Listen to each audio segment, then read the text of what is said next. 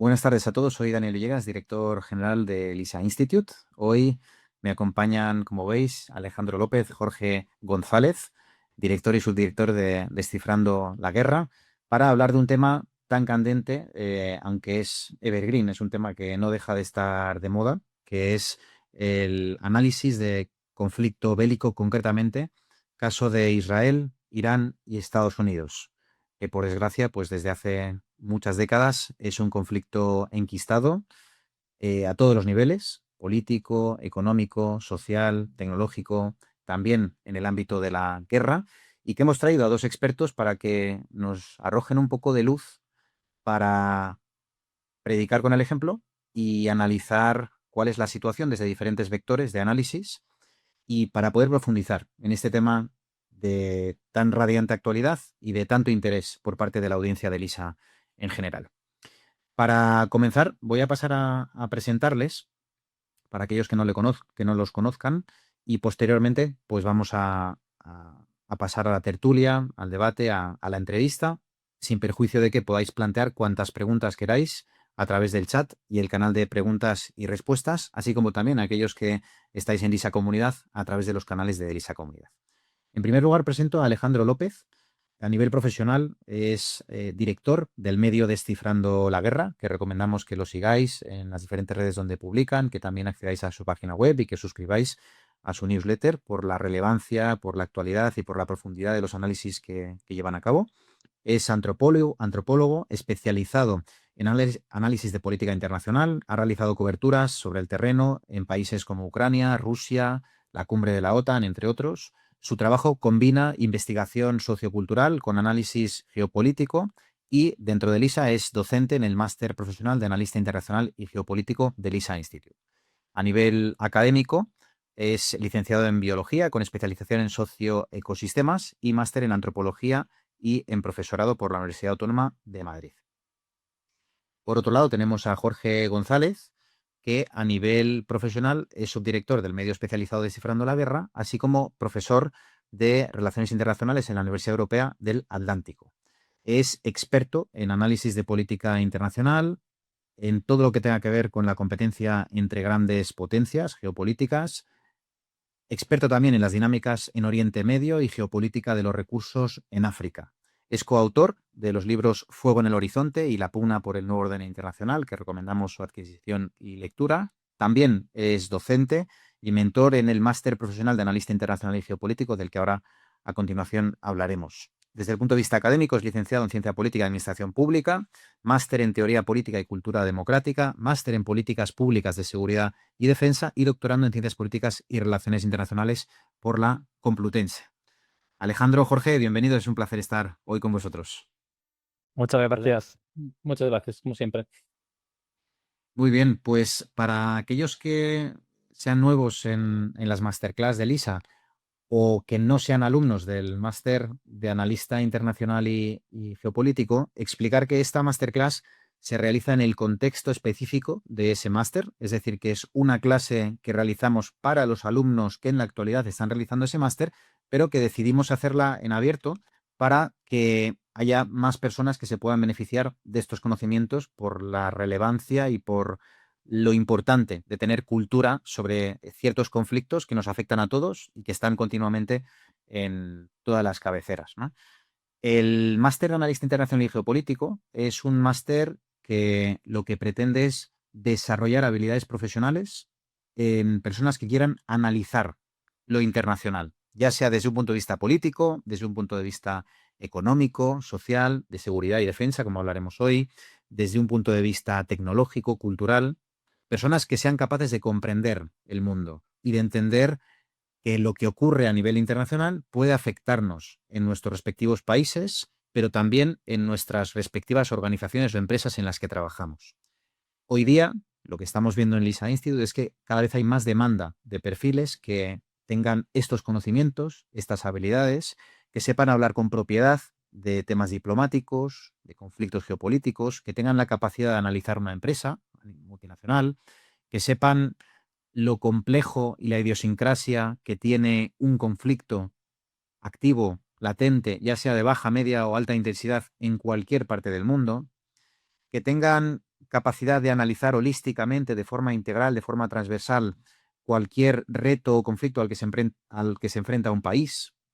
Personas que puedan tomar decisiones o ayudar a tomarlas a la alta dirección de empresas, de países, de ministerios, de organismos internacionales. Y cada vez las empresas, las instituciones, es más habitual, pero con más énfasis en estos últimos 3 años, están siendo conscientes que necesitan este tipo de perfiles en un mundo tan global, en un mundo tan interconectado, tan interdependiente. Necesitan este tipo de perfiles y es por eso que hacemos algunas de las clases que hacemos en este máster en abierto para socializar el conocimiento, la cultura sobre estos temas tan relevantes y tan importantes. Aquellos que estéis interesados en el máster, deciros que es un máster de 9 meses de duración, es 100% online, es inmersivo, es interactivo, es muy práctico, no es teórico, y lo que busca precisamente es que lo podáis compatibilizar con vuestra vida personal y profesional a lo largo bueno, dependiendo de la fase en la que cada uno os encontréis. Están a punto de finalizar las plazas del máster, que empieza en un mes, mes y medio, pero aún estamos aceptando alumnos, aún se pueden hacer entrevistas, por lo que aquellos que estéis interesados, no dudéis en solicitar cita de entrevista a admisión para conocer a Marc, que es el director académico, para que os pueda conocer él también y pueda admitiros para que forméis parte de esta próxima edición. Y dicho esto, si os parece, pues pasamos a comenzar con esta masterclass, cuyo título, como habéis visto, es Análisis de un conflicto bélico actual, el caso de Israel, Irán y Estados Unidos. Y para un poco romper el hielo y para poder comenzar el análisis, me gustaría preguntaros, voy a lanzar las preguntas en abierto y que las conteste de ambos quien prefiera. Me gustaría preguntaros cuál consideráis que es el papel que juega la disuasión nuclear en el equilibrio de poder actual entre Irán e Israel. Bueno, a mí, por empezar, mismamente, me parece que es casi empezar por el final, porque es el tema más importante que hay ahora mismo probablemente en el tablero entre Israel e Irán. Y más que el equilibrio, el papel que juega es el desequilibrio. De lo que se trata aquí, precisamente por parte de Israel, es de evitar que haya un equilibrio, porque si hubiera tal equilibrio, podría, bueno, pues perder esa ventaja que tendría como intento de convertirse en una potencia hegemónica regional en Oriente Medio. Esto, por lo tanto, supone que cualquier otro país, no solo Irán, que pueda retar a Israel o que pueda desarrollar un arma nuclear, se va a convertir en un objetivo legítimo de Israel, que ya ha desarrollado varias doctrinas que se han ido haciendo más populares durante los últimos años.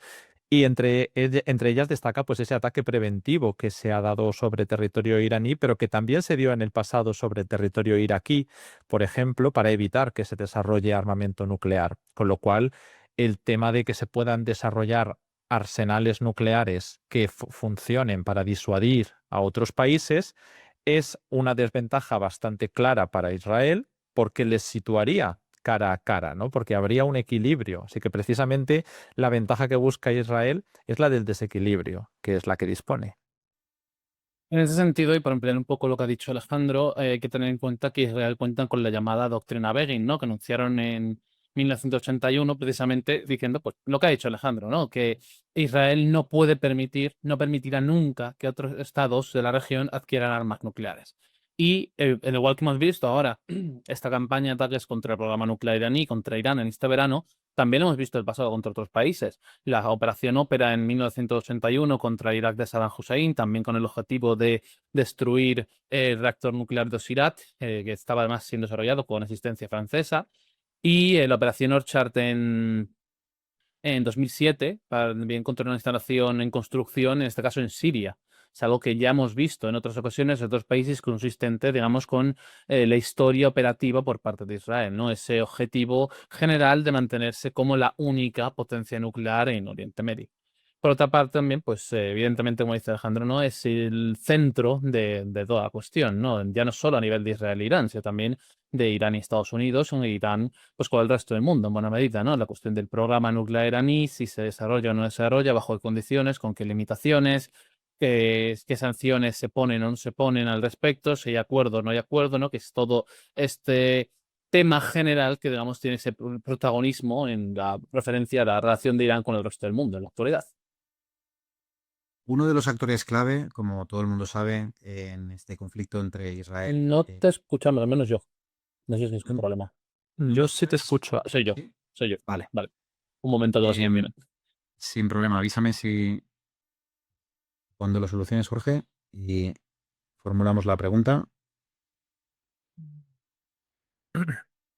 Un momento para solucionarlo. Disculpadme. Sí. Los cascos puntualmente deciden darme problemas en los momentos menos convenientes. Esto demuestra que es en vivo y en directo, que no está grabado.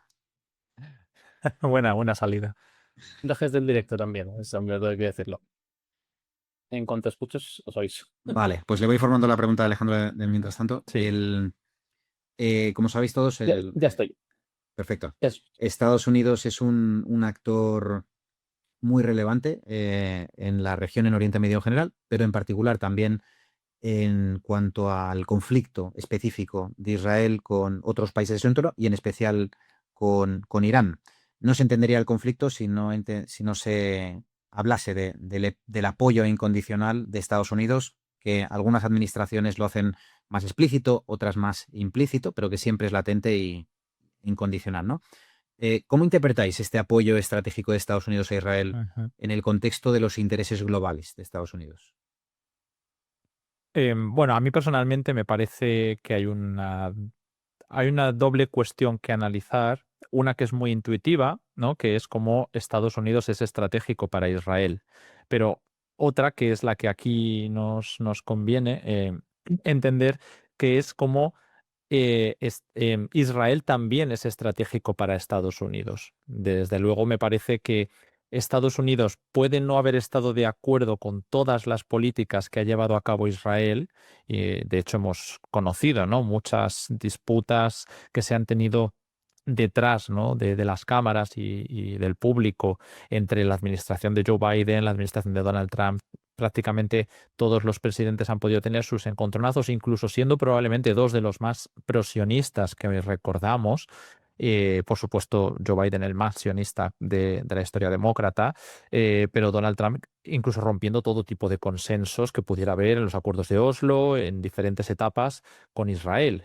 Todo esto se entiende porque Israel es la punta de lanza de Estados Unidos en Oriente Medio. Israel es imprescindible para que Estados Unidos pueda normalizar la situación de sus intereses hegemónicos en la región y poder priorizar otras áreas como Asia-Pacífico o la que corresponda en el caso que el presidente decida, que puede ser perfectamente América o puede ser Europa, pero que se suele señalar hacia Asia-Pacífico. Y en ese contexto, lo que Estados Unidos necesita es que los países árabes y el resto de países, pero prioritariamente los árabes, normalicen su situación con Israel. Y eso implica asentar el control israelí, controlar esos impulsos expansionistas que tiene Israel, pero seguir concediendo para que puedan mantener esa hegemonía regional y además que la cuestión palestina se convierta en una cuestión secundaria, como había sido durante muchos años, o que desaparezca, sencillamente. Por eso es tan imprescindible entender que Estados Unidos no pone los esfuerzos en Oriente Medio buscando un atolladero tras otro. Es prácticamente lo contrario, ¿no? Lo que se busca es salir de allí, pero cada vez que se lleva a cabo algún tipo de política, sobre todo en relación con Israel, lo que se hace es crear una desadaptación mayor, ¿no? Un estado fallido o algún agujero, ¿no? Un sumidero de recursos. Israel tienes que mantenerlo porque necesitas que tenga esa hegemonía regional. E Israel, por supuesto, también necesita a Estados Unidos. Por eso hay un doble tira y afloja, en el que Israel sabe que puede presionar a Estados Unidos, que puede amenazar a Irán, que puede lanzar ataques sobre Siria, sobre Yemen, sobre Irak, sobre Líbano, sobre Palestina, porque Estados Unidos no puede permitirse que Israel pierda una guerra.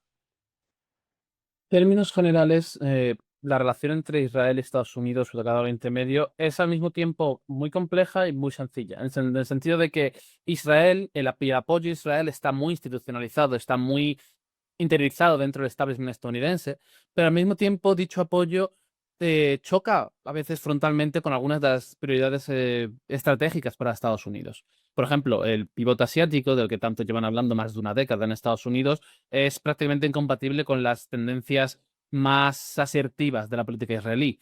que al fin y al cabo han provocado un mayor compromiso de Estados Unidos en la región, una mayor dedicación ya no solo simplemente de recursos militares, sino de propia atención, recursos diplomáticos, tiempo dedicado a lidiar con las consecuencias de estos efectos. Luego está, por ejemplo, también la cuestión de otros principales intereses que tiene Estados Unidos en la región, que es la buena relación con las monarquías árabes para mantener la venta de petróleo en dólares y mantener, por lo tanto, el estatus del dólar como una reserva internacional, como uno de sus pilares, ¿no? Que también pues, puede complicarse a veces, dependiendo un poco a temporadas, por así decirlo prácticamente, debido a precisamente esa asertividad israelí, que ha hecho que la relación con las monarquías árabes no haya sido la más sencilla posible.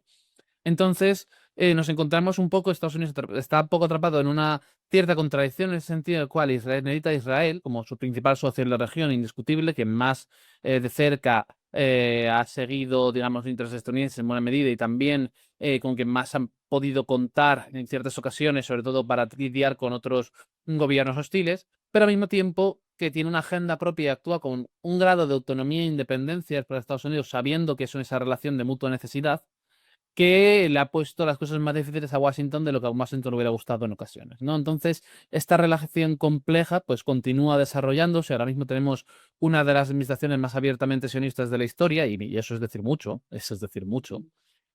Y habrá que ver cómo continúa evolucionando y avanzando en los próximos meses y años de ese segundo mandato de Donald Trump, ¿no? Pero yo creo que seguiremos viendo el apoyo a Israel a pesar de, digamos, de la toma de decisiones más polémica. Yo creo que, bueno, vamos a hablar de eso seguro luego, ¿no? Sé que no quiero adelantar mucho, ¿no? Pero incluso cuando tome algunas decisiones más polémicas vamos a seguir viendo esa muestra de apoyo, pero al mismo tiempo vamos a ver cómo entra en cierta contradicción con otras prioridades de la Casa Blanca. El apoyo de Estados Unidos, como decís, está muy institucionalizado a Israel y, sin embargo, ha tenido altibajos, ¿no?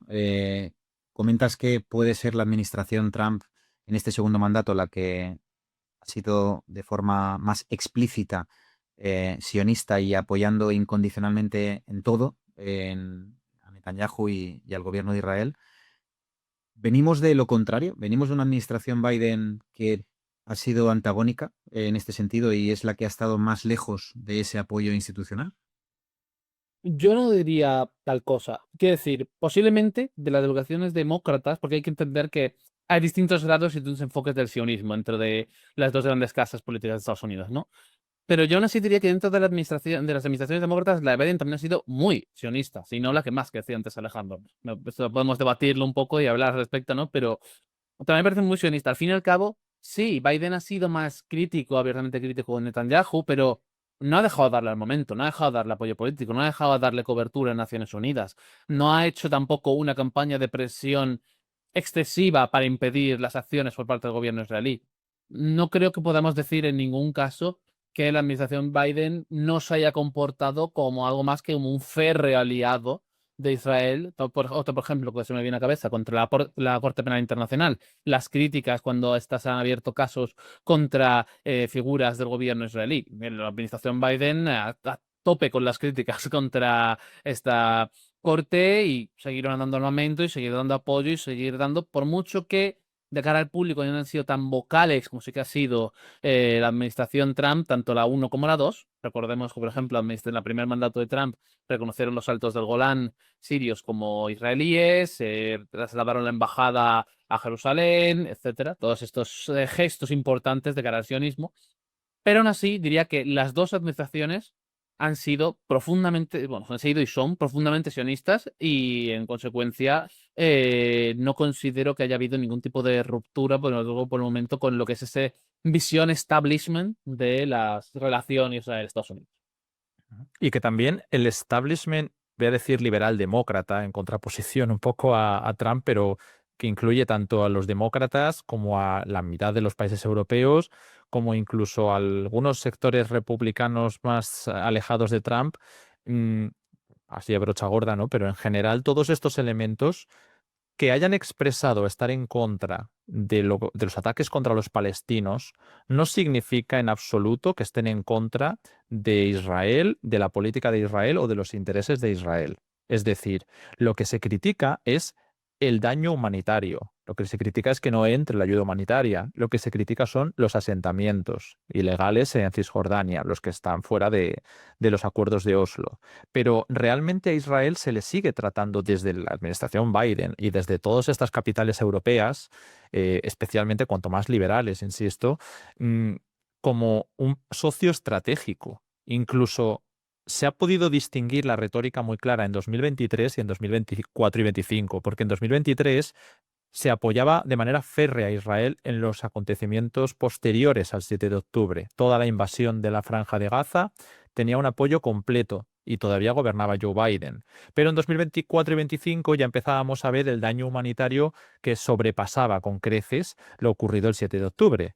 Entonces la crítica se tornó sobre los actos en Palestina, pero no ha sido así cuando se ha atacado los otros países, insisto, cuando he hablado de Líbano, de Yemen, etcétera, de la invasión de Líbano o de la invasión de Siria, que todo esto ha ocurrido en menos de 2 años, que es una cantidad de acontecimientos enorme. Cuando se ha atacado Irán, que es como uno de los grandes rivales, ¿no?, que se suelen sostener en las capitales europeas y en la administración demócrata estadounidense, se ha vuelto a articular el mismo discurso de apoyo a los derechos de Israel, derecho a defenderse. Es decir, se le trata como un socio estratégico y por lo tanto yo no considero en absoluto que ninguna administración estadounidense haya sido crítica, ni por supuesto los demócratas, con Israel. Lo que ha habido es intento de control de daños para que no salpique el drama humanitario a nivel político, mientras que los republicanos no han tenido esa deferencia.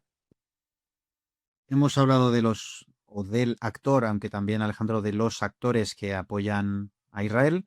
En el lado de Irán, ¿qué actores consideráis que son más relevantes mencionar como aliados y como aliados además con capacidad de marcar la balanza, ¿no?, y de influir en la evolución del conflicto?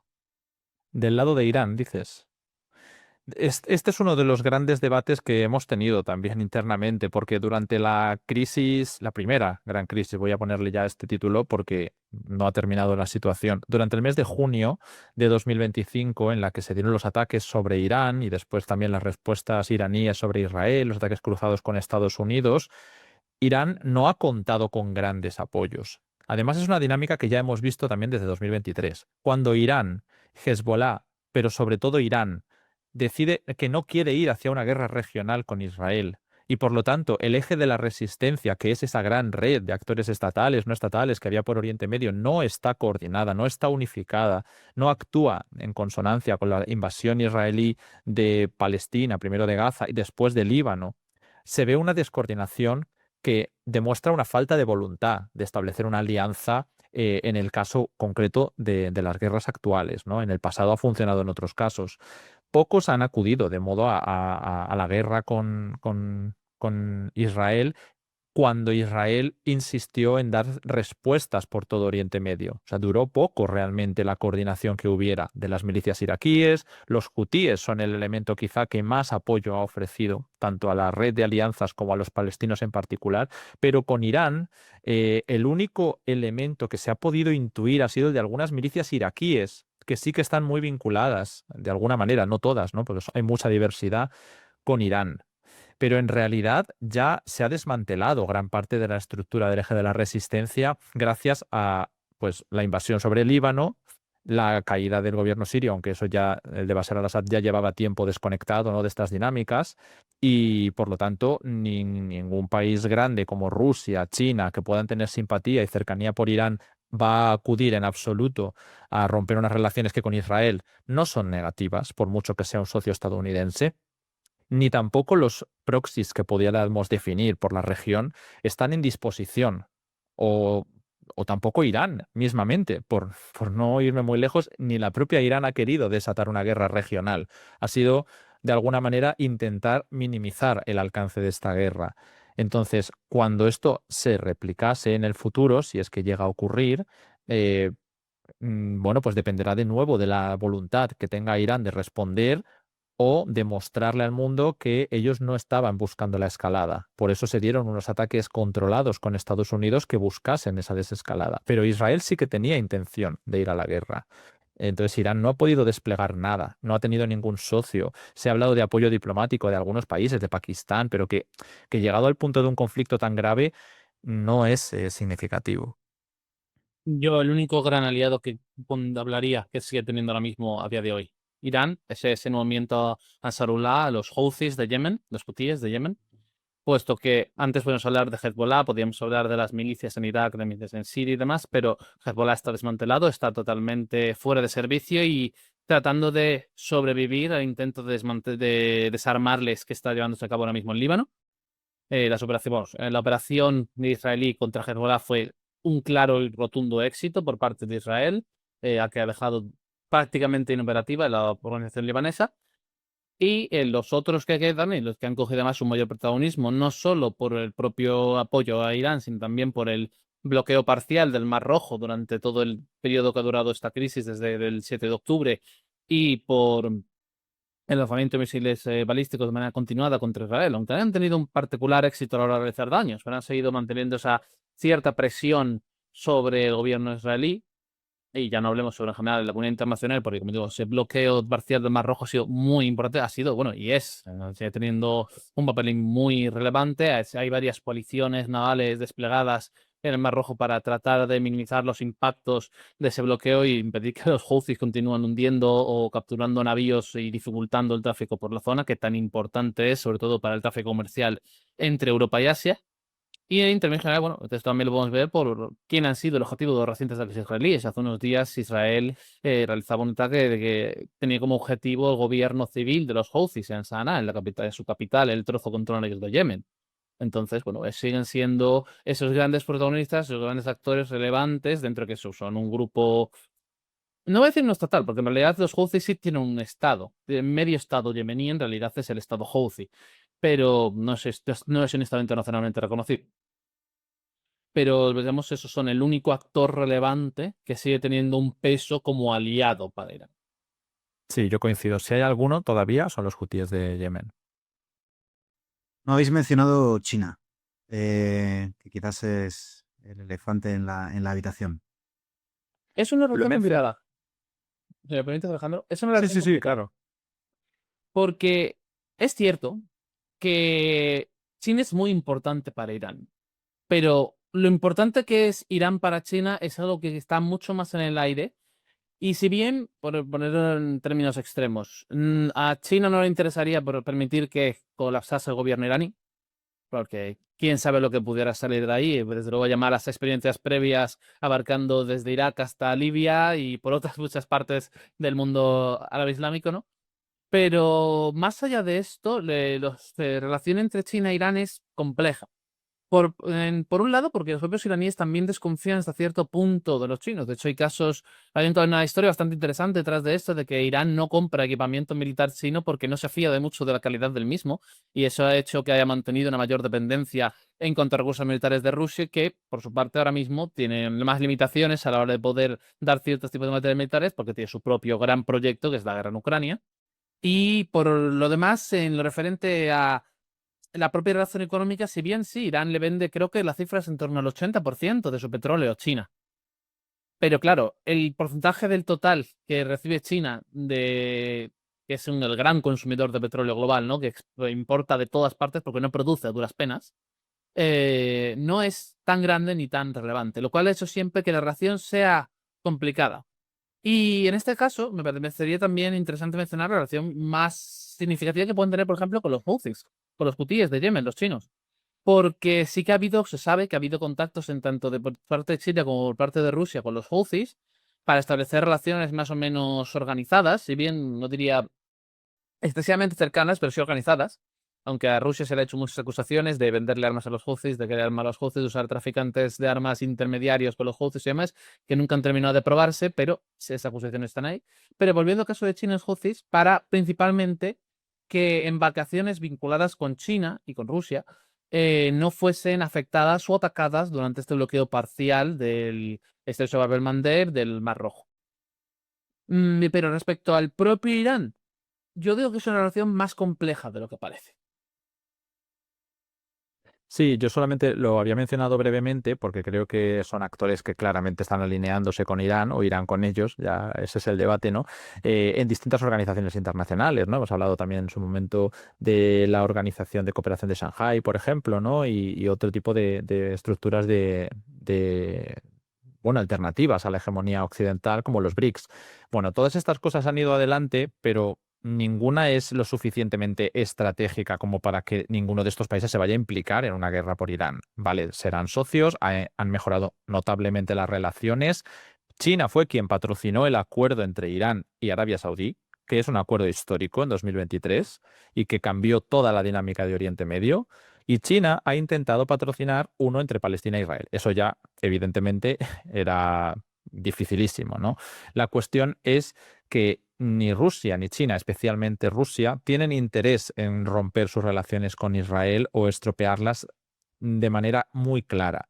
Y que por mucho que Irán sea importante, yo ahí también he tenido debates, ¿no?, con Jorge sobre hasta qué punto es viable que uno de los dos interviniera en caso de que Irán fuera a colapsar, porque el agujero negro que podría suponer un Irán hecho estado fallido como Libia, como Irak o como Siria, podría ser tal que ya no es solamente un cambio de régimen o una guerra civil, son todas las consecuencias que va a tener para toda la región.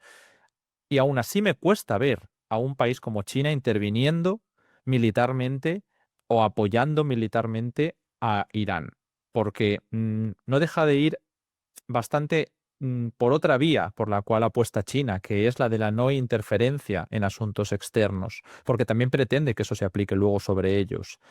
Entonces, ahí hay una dualidad. No pueden ninguno de los dos permitirse que caigan sus socios, pero tampoco sé hasta qué punto están dispuestos, yo creo que bastante poco, a intervenir militarmente en este caso.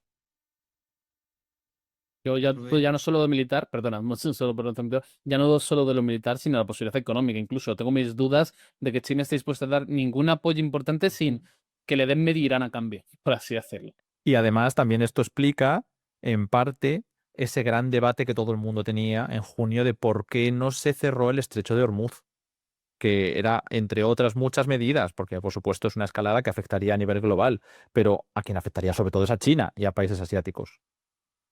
Y principalmente a Irán, ¿no? Sería el Y más bueno, afectado en el caso de que Irán lo cerrase, me refiero. Que sería claro, hacerse el harakiri completamente, ¿no? sí. Porque es su única o principal fuente de ingresos.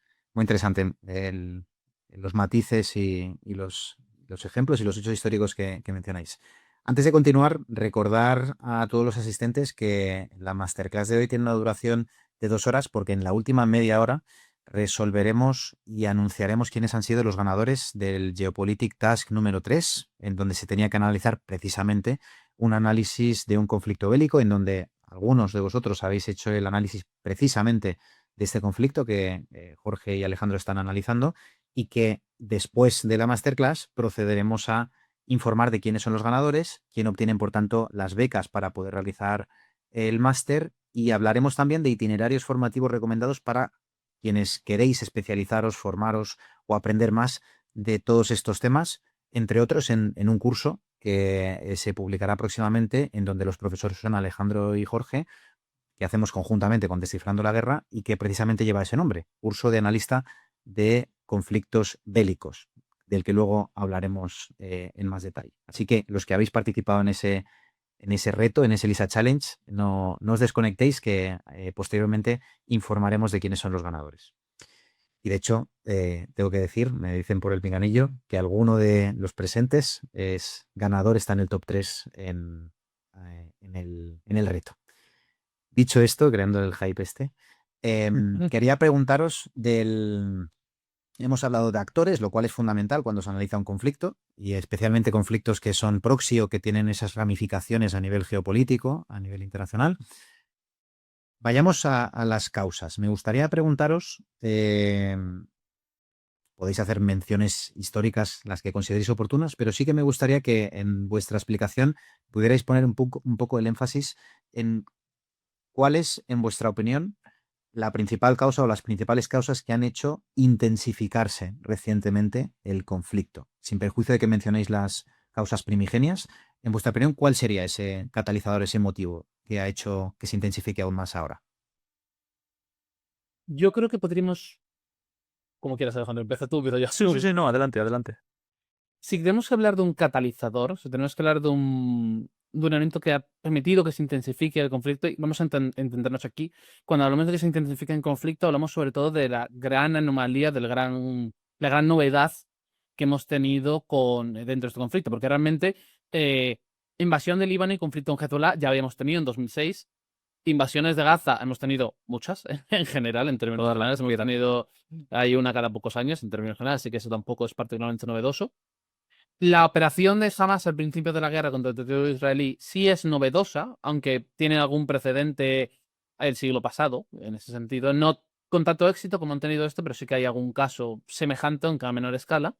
Pero digamos que la gran novedad, el gran cambio, la gran ruptura han sido que, tal y como lo expresaba además nuestros compañeros en titulando el artículo demás, es que la guerra entre Irán e Israel ha salido de las sombras, que han pasado a atacarse abiertamente, directamente y reconociendo a ambos que se están atacando directamente. Que ese ha sido, digamos, el gran paso, la gran escalada, la gran diferencia de este conflicto con los anteriores. Y si tenemos que preguntarnos el por qué esto ha podido ocurrir, porque obviamente hay muchos más factores relevantes, ¿no? El cómo se interrelaciona todo esto, que ha pasado todo a la vez, por así decirlo, por qué, ¿no? Pero digamos que si nos centramos en esta gran novedad, yo creo que sobre todo es una cuestión del clima geopolítico. Va más allá de las propias, digamos, limitaciones de la región, porque en el fondo si nos vamos a las dinámicas estructurales que han permitido en la propia región que esto ocurriera, yo creo que ya estaban en marcha en buena medida. Si nos planteamos, por ejemplo, ¿por qué Hamas lanzó el ataque del 7 de octubre? La teoría más común que se suele hablar es para tratar de sabotear el desarrollo de los acuerdos Abrams y la posible firma de un acuerdo entre Arabia Saudí e Israel. Es lo que se suele hablar más comúnmente como uno de los posibles detonantes para que Hamas lanzase la operación. Si esto es sí o no, todos los líderes de Hamas que podrían opinar al respecto han sido asesinados por las fuerzas israelíes, así que por tanto es difícil saber la versión definitiva a estas alturas, ¿no? Pero digamos que es el detonante que más se suele dar.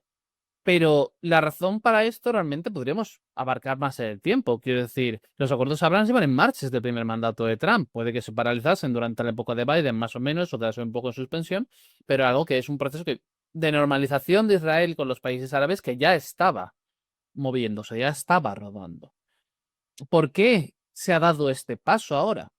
Pues yo creo que en buena medida ha sido por el progresivo deterioro del orden internacional en su conjunto, que poco a poco, nosotros siempre hablamos en este sentido, ¿no? Poco a poco se van dando pequeños pasos, no es un colapso repentino, sino una progresiva erosión de las normas que sostienen y estabilizan el orden internacional en su conjunto, ¿no? Y yo creo que, si bien es difícil atribuirlo a un solo elemento, yo creo que, porque hay muchos y muchos actores implicados en cómo se ha ido deteriorando, porque podemos hablar, por ejemplo, de cómo el equilibrio de poderes a nivel internacional ha ido siendo menos favorable a nivel global para la coalición hegemónica y esto ha provocado que otros actores tengan más libertad para moverse, o también cómo dentro de la propia coalición hegemónica el equilibrio de poderes también ha ido variando, de manera que Estados Unidos ha tenido que asumir más cargas, lo cual ha supuesto problemas internos para la política estadounidense, muchas cosas en general.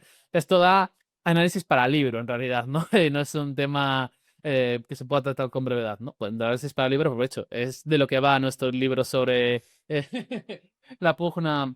Lo tengo por aquí, no sé si sacarlo para, va a hacer promo en un momento, pero bueno. Puedes sacarlo sin problema, Jorge. Bueno, vamos. Nuestro libro sobre la pugna por el orden internacional precisamente va sobre este tema, sobre cómo desde los 90 hasta ahora ha ido evolucionando todo el panorama internacional, ha ido una progresiva erosión y un progresivo deterioro que a través de distintas vertientes con muchos actores involucrados y yo diría hasta cierto punto, o quizá alguno me tache de excesivamente estructuralista en este sentido, ¿no? Pero yo diría que hasta cierto punto es un proceso inevitable, el cambio de los sistemas internacionales a nivel histórico. Todo sistema pasa por un proceso de transición, reforma o colapso a lo largo de su historia y en consecuencia pues es el avance de esa erosión, el avance de esos lo que ha permitido que muchos actores, no solo Israel atacando a Irán, no solo Rusia atacando a Ucrania, no solo Azerbaiyán finalizando el conflicto en Nagorno-Karabaj, por poner 3 ejemplos así rápidos, sino muchos otros también que permiten que estas cosas que antes podían parecer legadas a la historia hasta cierto punto, ¿no? Más remotas, o que menos cuando se daban eran menos intensas, se me vienen muchos más ejemplos a la cabeza, ¿no? Seguro que se pueden mencionar, pero vaya, puedan darse ahora mismo.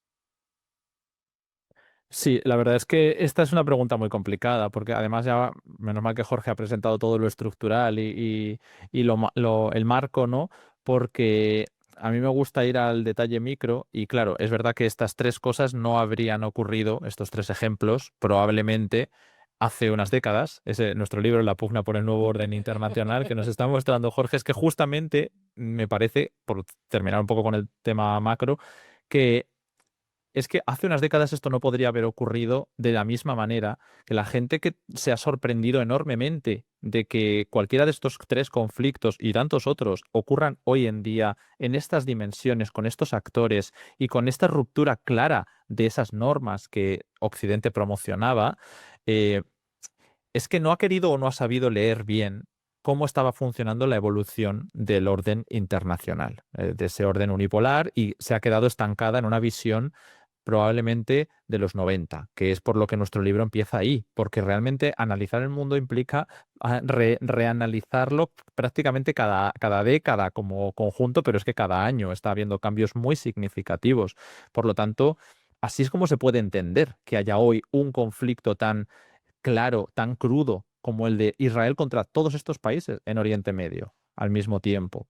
Y en el detalle micro, a mí me gustaría señalar la cuestión interna de Israel, que por supuesto lleva muchísimas más décadas actuando en relación con Palestina. De hecho, es como lo llamaban dentro de la temporada de segar la hierba, ¿no? Ellos van entrando en Palestina cuando crecía la amenaza de Hamás, la cortaban de raíz con una guerra, una intervención breve o una campaña de lanzamiento de cohetes cada X años, y volvían a marcharse para no tener que realizar pues, la gestión de esa ocupación permanente o de cualquier gran elemento que implicase el intentar anexionarse Gaza o Cisjordania, ¿no? Que es básicamente tener que llevar a cabo una limpieza étnica, que eso tiene un coste político gigantesco.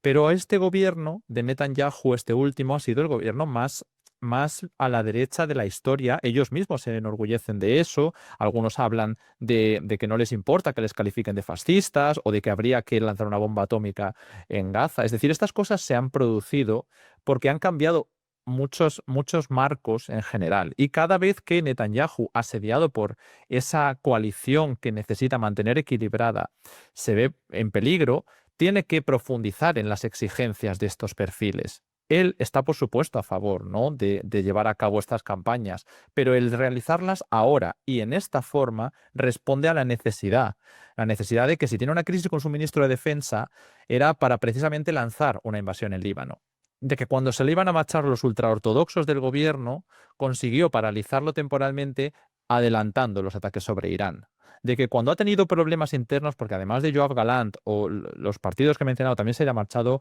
Benny Gantz, se le rompió el gabinete de guerra, se han lanzado diferentes campañas priorizando pues mandar efectivos a Siria, cuando ha vuelto a tener problemas con la justicia o no ha sido capaz de evitar, bueno, sí ha intentado evitar tener que declarar ante la justicia, ¿no?, por sus casos de corrupción, por la erosión del Estado de Derecho, intentando destituir al fiscal general, al jefe de los servicios de inteligencia.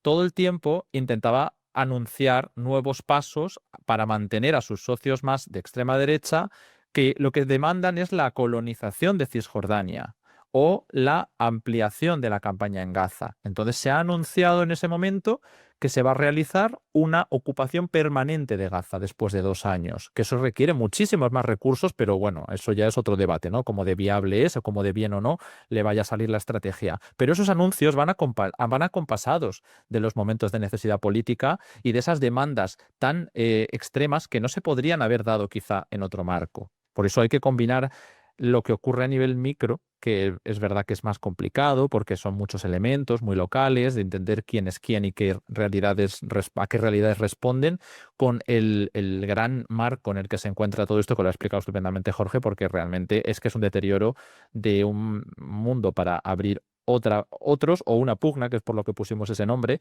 en el libro, y que había que venir analizando durante las últimas décadas. ¿Estaríais de acuerdo ambos entonces que la política interna de Israel es la mayor fuerza motriz que ha provocado esta escalada reciente? Yo no sé si la que más, porque es verdad que, como digo, esto no podría haber ocurrido en otro marco, o no habría ocurrido de la misma manera, o no todo a la vez. Ellos, desde luego, estos objetivos los tenían de largo recorrido, tanto para Líbano como para Siria, como para Palestina, como para Irán. Otros países igual no estaban tanto en su punto de mira, pero estos cuatro, por lo menos, sí que eran objetivos de largo recorrido y ahora se ha podido realizar. A mí es muy difícil, ¿no?, dilucidar si el macro o el micro es el más determinante, pero desde luego que la correlación de fuerzas en Israel lo apoya. Y si no hubiera sido este gobierno, otro gobierno con muchos sectores de oposición también estaban a favor de ciertas medidas que está llevando este gobierno. Es decir, no del coste político que supone, por lo tanto igual no habríamos visto esta guerra, o no todas ellas, o no a la vez, pero sí de el objetivo final, que es ese Estado-nación judío, en algunos casos más vinculado con la religión y en otros más secular, pero en cualquier caso, una limpieza étnica de los palestinos, hay una amplia mayoría de la sociedad israelí que lo apoya según las encuestas. O sea que, claro, es que la conformación interna de Israel afecta muchísimo a lo que estamos viendo. Si bien soy poco dado a la política afección en términos pasados, es decir, cualquier otro gobierno israelí no hubiera hecho lo mismo o si lo hubiera hecho, es muy difícil de determinar, porque siempre depende de otras circunstancias que, digamos, lo faciliten o lo dificulten. Yo creo que definitivamente, quizá el primero sea difícil, siempre es difícil determinar cuál es el primero, porque eso implica prácticamente decir esta es la causa, ¿no? Pero desde luego una de las tres causas principales, junto con el panorama global, la situación, lo menos el ambiente global a nivel geopolítico y la debilidad estructural que ha mostrado Irán, yo diría que esas tres son definitivamente las razones, bueno, siendo la tercera evidentemente la situación interna en Israel, yo creo que sí, que esas tres podemos decir que son los principales detonantes del conflicto. En LISA, como sabéis, nos caracterizamos por formar a analistas de todo tipo, analistas de inteligencia, analistas internacionales y geopolíticos, analistas estratégicos, prospectivos, etcétera. El análisis, el pensamiento crítico, las técnicas y métodos que nos permiten objetivar de forma séptica, el deshacernos en la medida que cada uno pueda de nuestros prejuicios, de nuestros sesgos, de nuestros estereotipos, ¿no? Como para conformar análisis técnicos que permitan entender mejor la realidad, acercarnos a esa verdad lo máximo posible, aunque sea utópico, pero tratar de llegar a alcanzar esa verdad lo máximo posible. En vuestra opinión, con tal de poder entender la idiosincrasia plena de este conflicto, ¿qué variables consideráis más importante como analistas fijaros para tratar de entender la intensificación del conflicto? Es decir, ¿dónde miráis cuando analizáis este conflicto? ¿En qué os fijáis? ¿En qué actores, en qué variables, en qué factores, en qué países? ¿Qué miráis para poder inferir el nivel de conflictividad que subyace? Yo creo que hay tres factores en este caso que destacaría particularmente. El que a la hora que cuando nosotros hemos hecho el análisis, hemos hecho el seguimiento y hemos podido ver venir hasta cierto punto que iba a pasar ciertas cosas, porque, por ejemplo, para nosotros que Israel, por ejemplo, que Israel iba a intervenir en Líbano nos parecía muy claro que iba a ocurrir. O que Israel iba a atacar el programa nuclear iraní también nos parecía muy claro. De hecho, en nuestra web en Decipher podéis ver que tenemos artículos semanas y meses antes de que ocurriera diciendo esto va en esa dirección claramente. Eh, y en ese sentido, yo diría que hay tres factores clave. El primero, el delicado equilibrio de poder dentro del gobierno de Netanyahu. Lo muy delicado que es el balance entre distintas facciones y las exigencias que hacen las distintas facciones a Netanyahu para poder permanecer en el poder, que está teniendo en cuenta lo precaria de la situación de Netanyahu si sale del poder. Precisamente por los casos de corrupción, por todos los problemas que bueno, cualquier seguidor de la política interna israelí conoce bien en ese sentido. El segundo es la debilidad estructural de Irán. Irán, si bien tuvo durante la década pasada un momento de expansión, por así decirlo, en su influencia en Oriente Medio, después, yo diría que hay un momento más de inflexión muy importante. Después del asesinato de Qasem Soleimani por parte de Estados Unidos en enero de 2020, empezó a tener un periodo de progresivo declive que ha ido marcando una debilidad estructural cada vez más acentuada, en la cual hemos visto varias etapas, por ejemplo, manifestaciones masivas, de problemas internos considerables, de problemas de coordinación y control de las milicias en los países vecinos y demás, que señalaba que Irán era vulnerable a un escenario de conflicto como este. Y el tercero, el hecho de que quien pudiera haber sido un equilibrador o un sostén externo para Irán, no por ser un aliado iraní, me parece esto muy importante siempre decirlo, sino por sus propios intereses en la región, como hemos visto, por ejemplo, durante mucho tiempo en el caso de Siria, y estoy hablando aquí de Rusia, está totalmente ocupado y volcado en Ucrania. Y me parece que el hecho de que la guerra de Ucrania esté en marcha y que en los términos en los que está, con Rusia tan volcada y centrada en el desarrollo de este conflicto, ha facilitado que se desarrolle el conflicto en Oriente Medio tal y como lo ha hecho. Diría que esas tres vertientes son de esos tres elementos son los más importantes a la hora de que, para mí, yo diría que para todo nuestro grupo de análisis más profundo en ese sentido dentro de Cifra, han sido las tres claves para ver claro que íbamos en esta dirección. Ujú. Sí, la verdad es que sí. A mí personalmente también me parece que el fijarse en esos actores a nivel local aporta muchísima información. Por supuesto, hay que tenerse también a la información global de las grandes potencias, de los medios generalistas, de fuentes abiertas, ¿no? Pero a mí el factor local allí me parece tan claro porque el factor de esa vulnerabilidad iraní, que me parece más importante incluso que los otros en este caso concreto, que de alguna manera llama a que si Israel quiere lanzar un ataque e Irán demuestra que no quiere lanzar una guerra regional en respuesta, Israel se ve legitimado a lanzar ese ataque porque va a contar con el apoyo de Occidente, porque Irán tiene pues, todo tipo de propaganda en contra en Occidente y lo ven como una amenaza real en algunos países.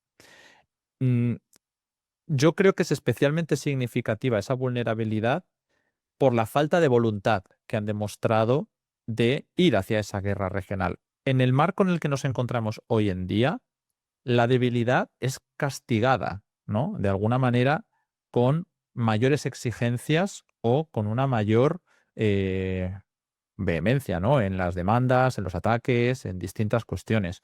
Se ha visto eso en Irán, cuando Israel lleva décadas diciendo que Irán tenía ya armas nucleares, que deberían atacar su programa nuclear desde hace décadas, insisto, y luego se filtró, ¿no? Información de inteligencia estadounidense de que no tenían tal armamento israelí, de que solamente con el asesinato de Hassan Nasrallah el año pasado, ¿no? Se había confirmado que Irán tenía voluntad de desarrollar ese armamento y que por lo tanto era mentira durante todas las décadas y años anteriores. Entonces, todos estos elementos se obtienen atendiendo al detalle en Israel, en Irán y en este caso también en Estados Unidos.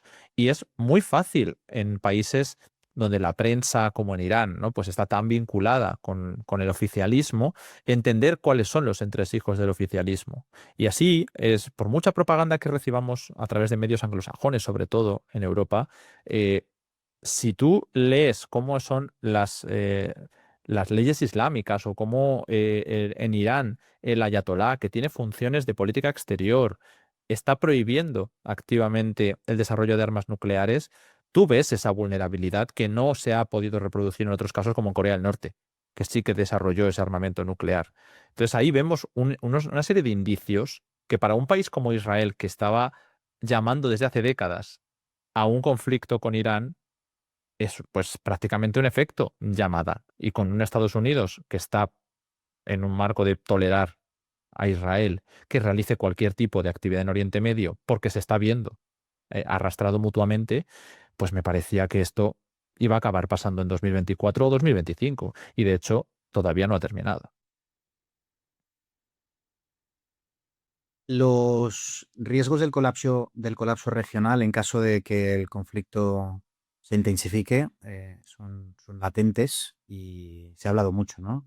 A raíz de la escalada militar especialmente y por los factores y elementos que habéis desgranado y mencionado, que todo apuntaba, y no sé si ahora os preguntaré a continuación si consideráis que así sigue siendo, ¿no? Que vamos a a peor en cuanto al conflicto. Mi pregunta es, ¿cuáles son los riesgos de este colapso regional en este conflicto en caso de que se intensifique? Bueno, en Oriente Medio en general tenemos ya, todos los analistas deberían tener un máster en colapso regional, porque es que las consecuencias son clarísimas. Cada vez que se ha creado un vacío, ese vacío no queda sin llenar. Lo ocupan o fuerzas locales rupturistas, que luego han supuesto pues, el auge de distintos grupos yihadistas. Otros habían sido patrocinados muy claramente, pero estoy hablando del Estado Islámico sobre todo, en el caso de Irak, en el caso de Siria, pero esto se ha reproducido por toda la región, por no numerar todos los casos, desde el mismísimo Sahel hasta Afganistán, que es una región amplísima. Ha habido una cantidad de estados fallidos o de desestabilizaciones y colapsos que han llevado a, pues la verdad es que situaciones bastante traumáticas, no solamente a nivel local, sino que a nivel global, las grandes potencias que tengan intereses allí, prioritariamente Estados Unidos, se han visto forzadas a destinar más recursos si no querían perder toda la influencia en la región. Por eso, el caos que se vivió en Afganistán en 2021, en los medios de comunicación ya no se ha vuelto a hablar de Afganistán, pero realmente fue un fracaso destinar tantísimos recursos para ese final, ¿no? Y lo mismo podemos esperar de tantos y tantos espacios en Oriente Medio. Y además, si estamos hablando de Irán, porque yo ahora mismo, pues, vale, puede colapsar toda la región, pero no tenemos ningún caso concreto de país ahora mismo que esté al borde del colapso, más allá de las dinámicas habituales, ¿no? Pero no algo novedoso, salvo que hubiera, pues eso, una caída de Irán o, porque dudo ahora mismo que estemos hablando de Israel, pero la importancia regional que tiene Irán es muchísimo mayor que la que tenían todos estos países que he mencionado. Así que las consecuencias pueden ser asimilables. Pero como siempre, quitando la mítica cita de los Palmerston, ¿no? La naturaleza abraza el vacío y la política también. Y allí donde hay un vacío de poder, pues alguien lo va a llenar. Por lo tanto, si hubiese un colapso, la pregunta es ¿qué surgiría ese colapso? ¿Quién llenaría los vacíos producidos por ese colapso? Evidentemente, cuando hablamos de colapso regional, el protagonista de este colapso y de producirse más probable, desde luego, es Irán. Y dependería mucho de en qué circunstancias y condiciones se diera. Es al mismo tiempo fácil y difícil que se produjese ese colapso. Y sé que esto puede parecer contradictorio, pero permíteme explicarme en un momento. Irán es frágil. El gobierno actual de los ayatolás es frágil en Irán, en tanto en cuanto está en una situación muy complicada. Está en una situación, acaba de salir perdedor de una guerra y lo más probable es que más pronto que tarde haya una segunda ronda de esa guerra. Es bastante probable que, y quiero dejarlo claro aquí, que esta es mi opinión así, considero que es bastante probable que Israel vuelva a lanzar una campaña de ataques aéreos sobre Irán más pronto que tarde. Una segunda campaña no me sorprendería antes de que terminase el año. Puede que tarde más, pero no me sorprendería. Pero al mismo tiempo, por la propia dinámica entre Israel e Irán, es muy difícil que esa campaña por sí misma sea la que pudiese desembocar en un colapso del gobierno iraní. Por una razón muy simple. Para provocar el colapso de un Estado sin fuerzas sobre el terreno, sin boots on the ground, yo lo veo muy complicado, por muy delicado que sea el balance interno en Irán. Y además, por los míticos efectos, rally de flag y otras cuestiones de que ante un atacante externo pueda haber un cierto incremento de la cohesión interna que facilite la subsistencia, en este caso, del gobierno iraní, pues hacia el futuro más de lo que podría haberlo hecho en otros casos. Simplemente había, por ejemplo, en esta primera guerra de junio, que tuvimos esta guerra de los 12 días, ¿no? Muchísimas especulaciones sobre si los kurdos o los árabes del Khuzestán o otros tantos, o los baluches, iban a hacer movimientos aprovechando la cobertura aérea israelí y no pasó nada. Realmente no pasó nada, no hicieron nada. De hecho, hubo mucha discusión política, por ejemplo, entre distintos grupos kurdos sobre si hacer algo o no, y al final no hicieron nada. Precisamente por el riesgo de verse a sí mismos como colaboracionistas con el gobierno israelí. Entonces, en ese sentido es difícil que ocurra, pero al mismo tiempo, como digo, hay unas señales muy claras de que el gobierno iraní es frágil. Los problemas económicos crónicos, la intensificación de la represión en el país para mantener el control de un digamos, de un régimen político que es crecientemente impopular en algunos de sus aspectos y la falta de diversificación por fruto del castigo de las sanciones que hay sobre todo el proyecto estatal iraní en términos generales. Pero al mismo tiempo es eso, nos ha metido un poco esa dualidad que hace parece un poco un caso de gato de Schrödinger, ¿no? Irán parece que está a punto de colapsar hasta que lo miras y entonces claramente no está colapsando, ¿no? Es un poco en estas circunstancias. Y bueno, más allá de eso, las consecuencias, pues muy difíciles de imaginar, ¿no? Estamos hablando de un gigante de casi 100 millones de habitantes que tendría repercusiones masivas para la región. Además, sobre todo porque yo dudo que Irán fuese a colapsar sin colapsar matando en cierto punto. Y desde luego, si va a caer el gobierno iraní, pues no veo por qué ciertos elementos, por ejemplo, de la Guardia Revolucionaria, no querrían atacar las instalaciones petrolíferas en el Golfo de otros países, simplemente para, bueno, pues si nosotros nos vamos, el resto también. Veo por qué esa lógica de venganza de revancha entre un momento final podría llegar a darse. O quizá no, quién sabe, quizá podemos ser más optimistas en ese aspecto, ¿no? Pero desde luego no me parece un escenario incontemplable.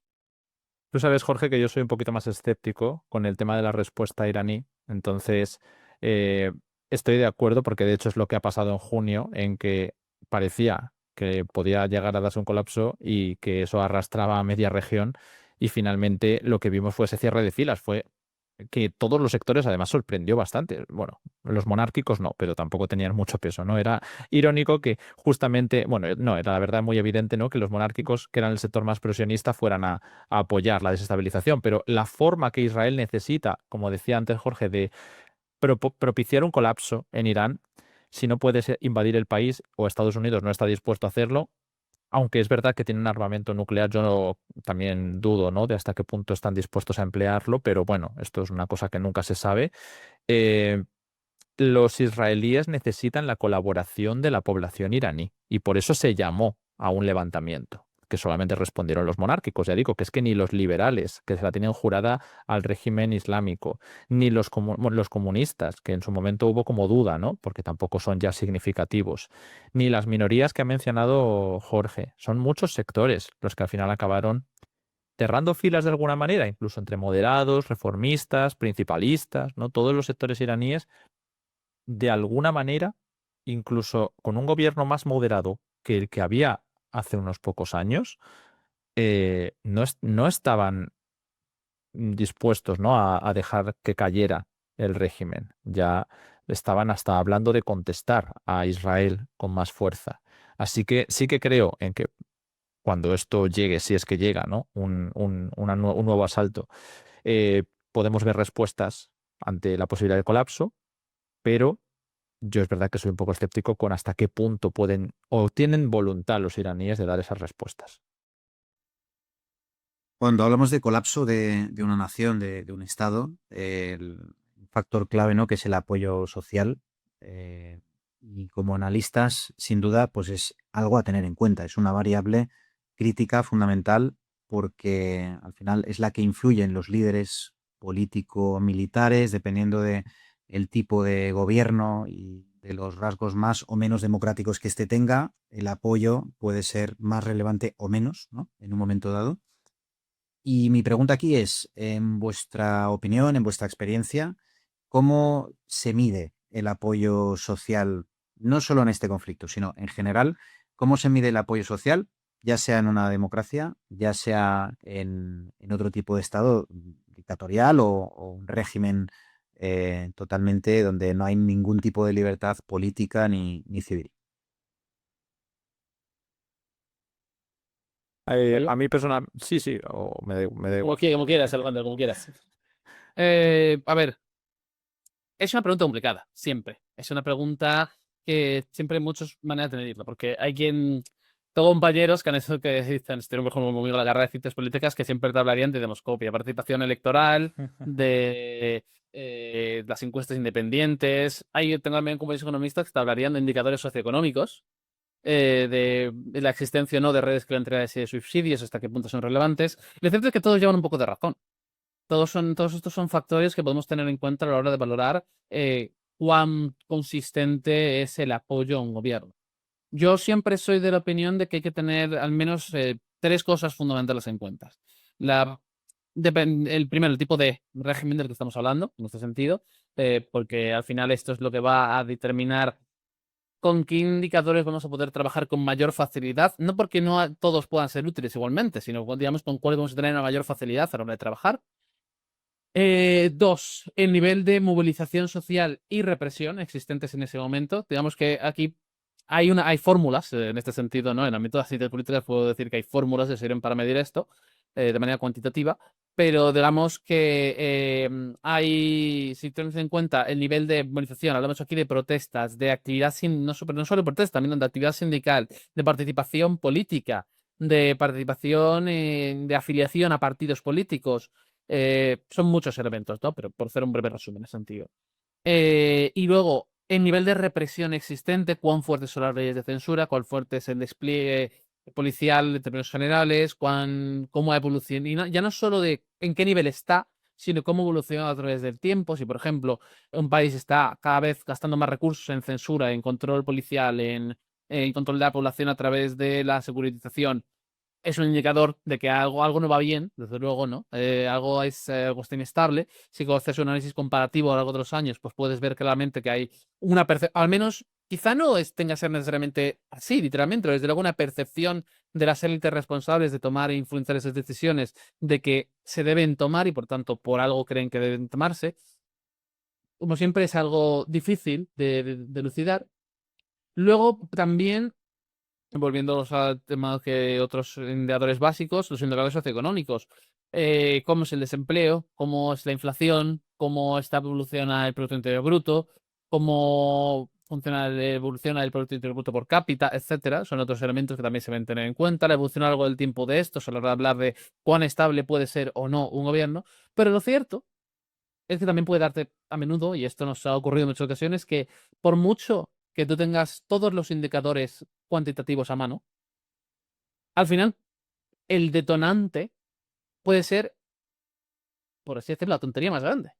O una tontería, puede ser un escándalo de corrupción, o algo más, incluso una tontería mayor. Por ejemplo, las protestas estas que ha habido, lo comento así muy rápidamente, en Indonesia, ahora mismo, que son unas protestas muy significativas, una parte de las mismas empezaron, las protestas estudiantiles, porque se filtró un vídeo de un parlamentario del partido de gobierno, un audio del cual estaba criticando a no recuerdo, no recuerdo mismo detalles en este aspecto, pero vamos, era un vídeo criticando algo que fue, digamos, unas críticas que se tomaron mal por parte de la población. Y esto agitó significativamente las protestas estudiantiles que después se han unido con protestas de trabajadores por otra razón de otra ley.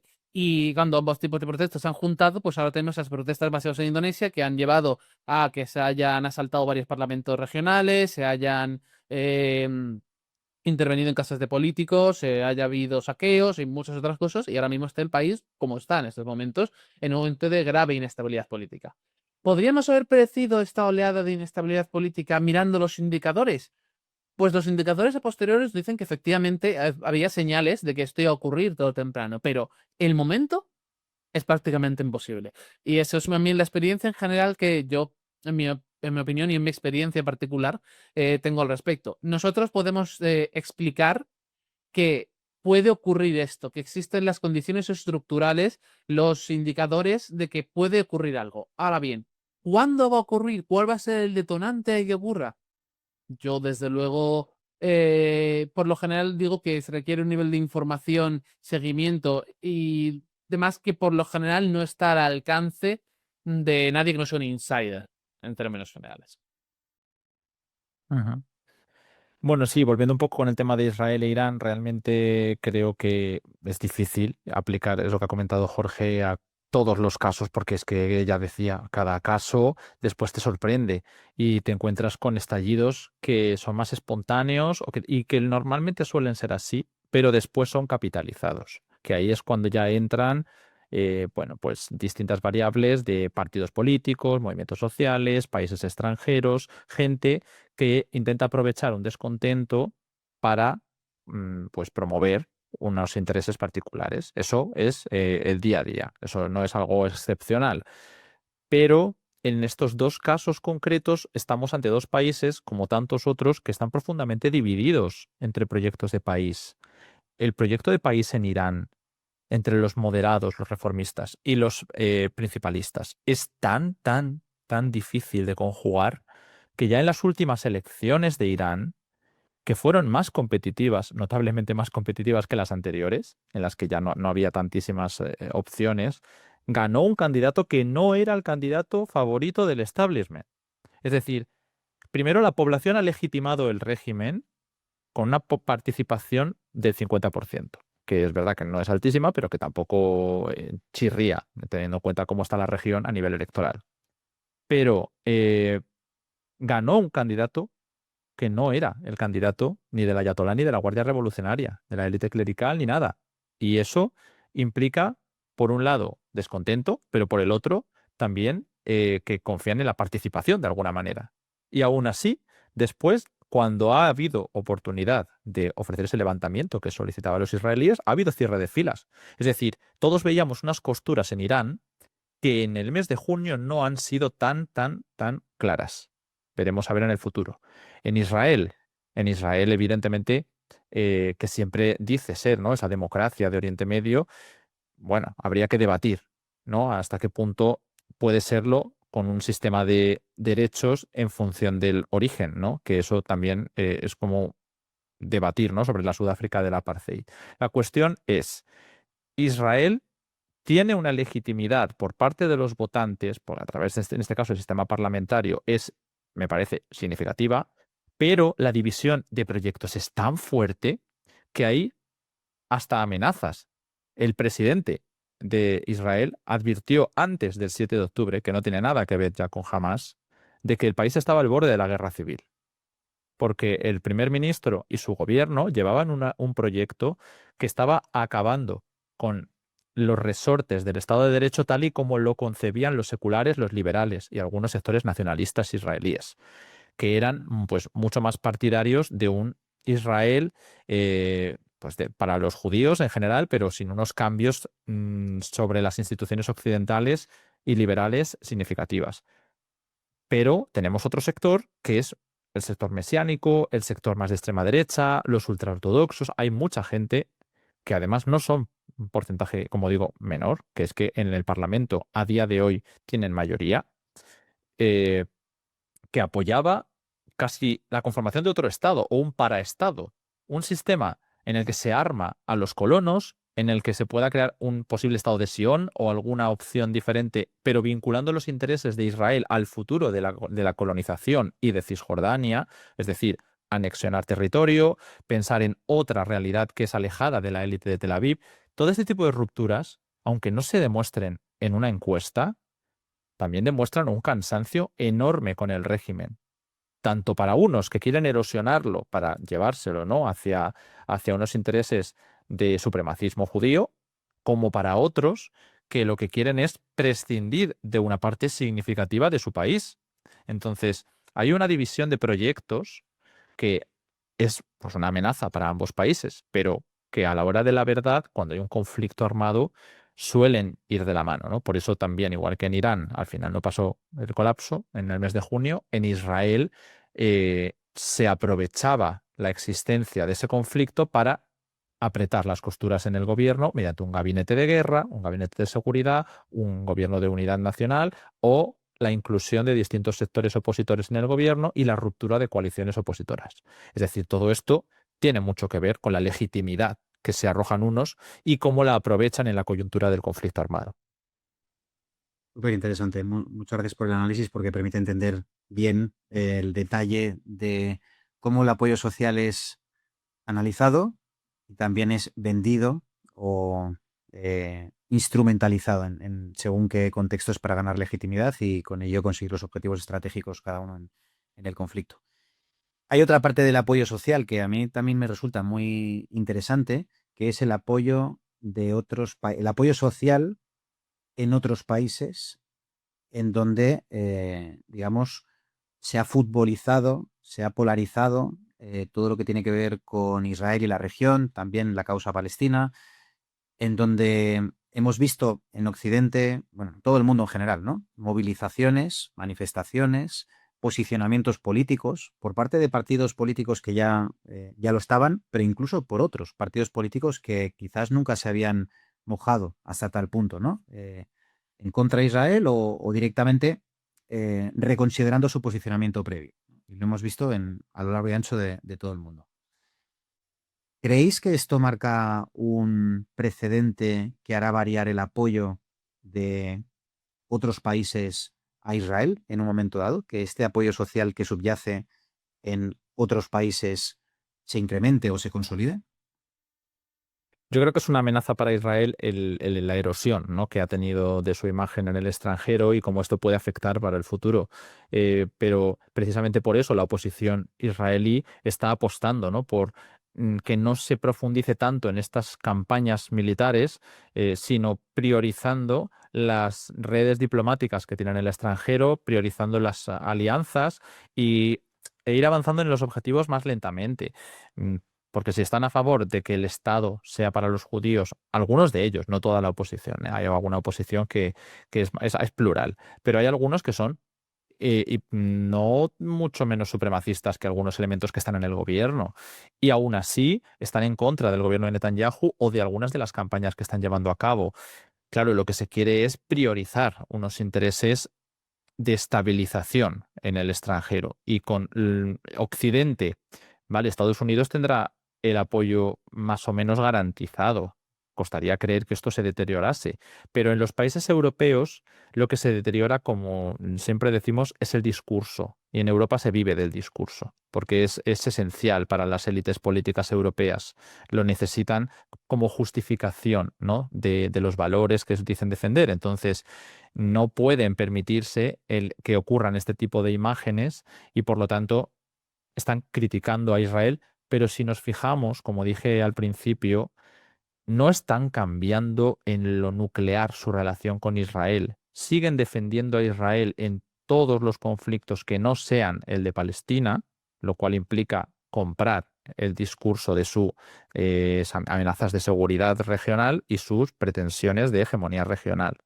Además, siguen comerciando, siguen incluso con armas, ¿no? Es decir, todo esto no ha cambiado, pero pues la crítica es muchas veces más de consumo interno en Occidente, por los países árabes ya hacían esas críticas antes y también es un poco de consumo interno a veces, ya que muchos siguen cooperando y colaborando con Israel y profundizan esto. Entonces, no me parece a mí que Israel se vaya a ver tan seriamente dañada a nivel exterior, aunque sí en el discurso occidental, que a veces parece que lo es todo, pero luego a la hora de la verdad no es tan nuclear en las dinámicas que mueven el mundo. Yo pienso, bueno, en primer lugar, que lo internacional no tiende a ser clivaje determinante para ninguna, eh, prácticamente para nadie que no esté afectando directamente. Evidentemente, si tu país está involucrado en un conflicto internacional directamente, ves Rusia invadiendo Ucrania, ¿no? Evidentemente sí, y se puede afectar a un clivaje, afectar a cómo se polariza la población en torno a ese conflicto en particular, pero si el conflicto no es tuyo, lo internacional no suele ser un clivaje determinante que pueda determinar el cómo es una elección. Sin embargo, pienso que en este caso concreto y particular podemos encontrarnos ante que la posición de apoyo a Israel puede tener una progresiva pérdida de popularidad entre los cuadros más jóvenes de élites a nivel internacional, básicamente por la cuestión de imagen que ha dado, básicamente las imágenes que están dando la vuelta al mundo continuamente. Por ejemplo, yo recuerdo este verano haber estado viendo simplemente noticias todos los días en 24 horas todos los días imágenes de los israelíes bombardeando en Gaza, de la hambruna en Gaza, de las estaciones civiles en Gaza. Y eso simplemente por el hecho de esa omnipresencia en las noticias, esa omnipresencia en la narrativa, en el discurso, eso puede alterar, si bien no creo que el voto de una población o para el gobierno sobre el país, sí que puede alterar el cómo las propias élites, los cuadros de élites, sobre todo las más jóvenes, pueden ver a un conflicto internacional o la posición respecto a un país de una manera determinada y afectar esto no ahora, no en el futuro inmediato, sino a medio plazo, el posicionamiento de ciertos países para con este conflicto. Y por contra, en esas manifestaciones, en esas movilizaciones que han habido a lo largo y ancho del mundo, también personalmente a mí me resulta paradójico y creo que es, en este caso, la guerra se juega también en el dominio cognitivo, ¿no? Y las operaciones de influencia tienen que ser también gestionadas y tratadas por los actores en conflicto. Si se dejan de lado esas operaciones en el dominio cognitivo, en la desinformación o en las operaciones de influencia, sean desinformación o no, simplemente es cómo explicas tu verdad al mundo, influirás de una manera determinada en ese apoyo social interno o externo, ¿no? En este caso, también resulta paradójico que en esas movilizaciones hubiesen sociales, independientemente de qué partido apoyase a cada una de ellas, hubiesen causas tan, digamos, antagónicas o diferentes como podía ser banderas talibanes o como pudiese haber banderas de Irán o de Palestina o de Hamas, ¿no? En países democráticos y personas que quizás no sabían qué tipo de bandera estaban llevando en ese mismo momento. Simplemente sabían que Israel estaba en contra de ese movimiento, por lo tanto, ese movimiento quedaba legitimado automáticamente, ¿no? ¿Cómo veis esta instrumentalización de diferentes causas para poder influir en la percepción de la evolución de un conflicto? ¿Cómo el apoyo social compra determinados discursos y llega a legitimar pues regímenes tan poco democráticos como el de Irán? El índice de democracia de The Economist Intelligence Unit del 2024 establecía que Irán tenía en torno a 1,96 sobre 10 de índice de democracia. En España estamos en 8,13, para que veamos un poco la diferencia. Según The Economist Intelligence Unit, está Irán en el de países en índice democrático el 148, creo, de 167 países que establece este índice de democracia, ¿no? Entonces, ¿cómo puede ser que haya personas que se dicen ser democráticas apoyando un régimen como el de Irán de forma explícita y manifiesta, ¿no? ¿Por qué creéis que eso puede pasar? Yo creo que puede haber dos cuestiones fundamentales aquí. La primera de ellas es una cuestión de percepción de imagen y por dónde va el discurso, más allá de individuos en el discurso colectivo. Este siempre es un ámbito complejo de lo cognitivo, ¿no? Siempre es un ámbito difícil el poder medir exactamente, pero a la hora de, como estaba diciendo antes, el continuo bombardeo, no, quizás no es la palabra más adecuada, ¿no? Pero el continuo bombardeo de imágenes de los ataques israelíes, de los niños desnutridos en Gaza, de madres pidiendo ayuda humanitaria, de las multitudes simplemente tratando de subirse a los camiones con la poca ayuda que entraba. Todo esto da igual lo que esté haciendo el otro, da igual lo duras que sean las políticas que pueda tener el gobierno iraní, da igual cómo puede estar comportándose anteriormente el gobierno de Hamas. Para la gente, sobre todo para la que no está tan involucrada, volcada, metida, como estamos los aquí presentes y seguro que mayor parte de nuestro público, en cuestiones de asuntos internacionales, que no es primero, no es algo que estés particularmente profundamente informado, profundamente que tampoco te interese en realidad. Solamente ves que alguien está bombardeando masas de civiles, que está provocando hambrunas, estás viendo a niños desnutridos en la televisión y quieres que eso pare. Te produce una reacción, te produce un rechazo, te produce una movilización automática en contra de lo que sea eso. Y si hay una percepción, por ejemplo, que alguien puede tener una percepción cruda de alguien tiene que hacer algo y percibes que Europa no lo está haciendo, la ONU no lo está haciendo, Estados Unidos desde luego no lo está haciendo, en todo caso está apoyando a Israel, aunque haya críticas más o menos potentes al respecto. Y ves que Israel también se está viendo imágenes de que está atacando a otros países y esos países devuelven los ataques a Israel o se defienden, dependiendo de cómo se plantee la narrativa en este sentido. Hay una correlación fácil entre el que estamos viendo bombardear civiles y al que está bombardeando ese, que te lleva a posicionarte por el que está siendo bombardeado, aunque bombardee con misiles de vuelta, que no hay nunca que negar eso, pero yo he visto claramente, simplemente siguiendo un poco en los mensajes en redes sociales, ¿no? El discurso en la narrativa, como la omnipresencia de las acciones israelíes contra la población civil en Gaza borra prácticamente cualquier tipo de discurso, narrativa lógica que pueda llevar a posiciones críticas con los que están en el otro bando, por así decirlo, salvo para aquellos que ya estaban previamente informados, previamente posicionados y previamente culturizados respecto a esas mismas posturas, porque no es lo relevante, el asunto no es lo que está haciendo Irán, no es lo que está haciendo Hamás. Lo está haciendo Hamás era relevante el 7 de octubre, 2 meses después. 4 meses después, lo importante es que habían muerto 10.000 civiles en Gaza. Y 2 años después, lo relevante es que han muerto 50.000 civiles en Gaza. Y que hemos visto una hambruna, hemos visto los ataques a los hospitales, a los sitios de ayuda humanitaria y demás. Y ese es el discurso que ha imperado. Esto es una crisis que llevamos ya casi 2 años en marcha y indiscutiblemente el último año y pico ha sido sobre las acciones israelíes, aquí y allí, y cómo se ha trasladado a la narrativa de todo esto. En consecuencia, yo pienso que es gracias a esta forma de gestionar el discurso, este foco del discurso, el que hace que para aquel que no está volcado, para aquel que no está ya previamente pues, involucrado, informado sobre todo esto, no le importe, no es algo relevante. Lo relevante es cualquier cosa que me haga que me haga dejar de ver a la hora de comer en el telediario niños muriendo de hambre en Gaza. Da igual lo que sea. Ujú.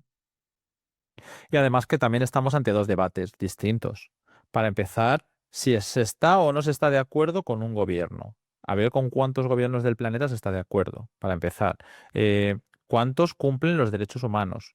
¿Cuántos tienen los estándares democráticos que una persona desee, incluso sobre su propio país? Ese tipo de debates son muy interesantes, pero no son el debate que se está tratando cuando se va a las calles o cuando se articula una posición política sobre un conflicto.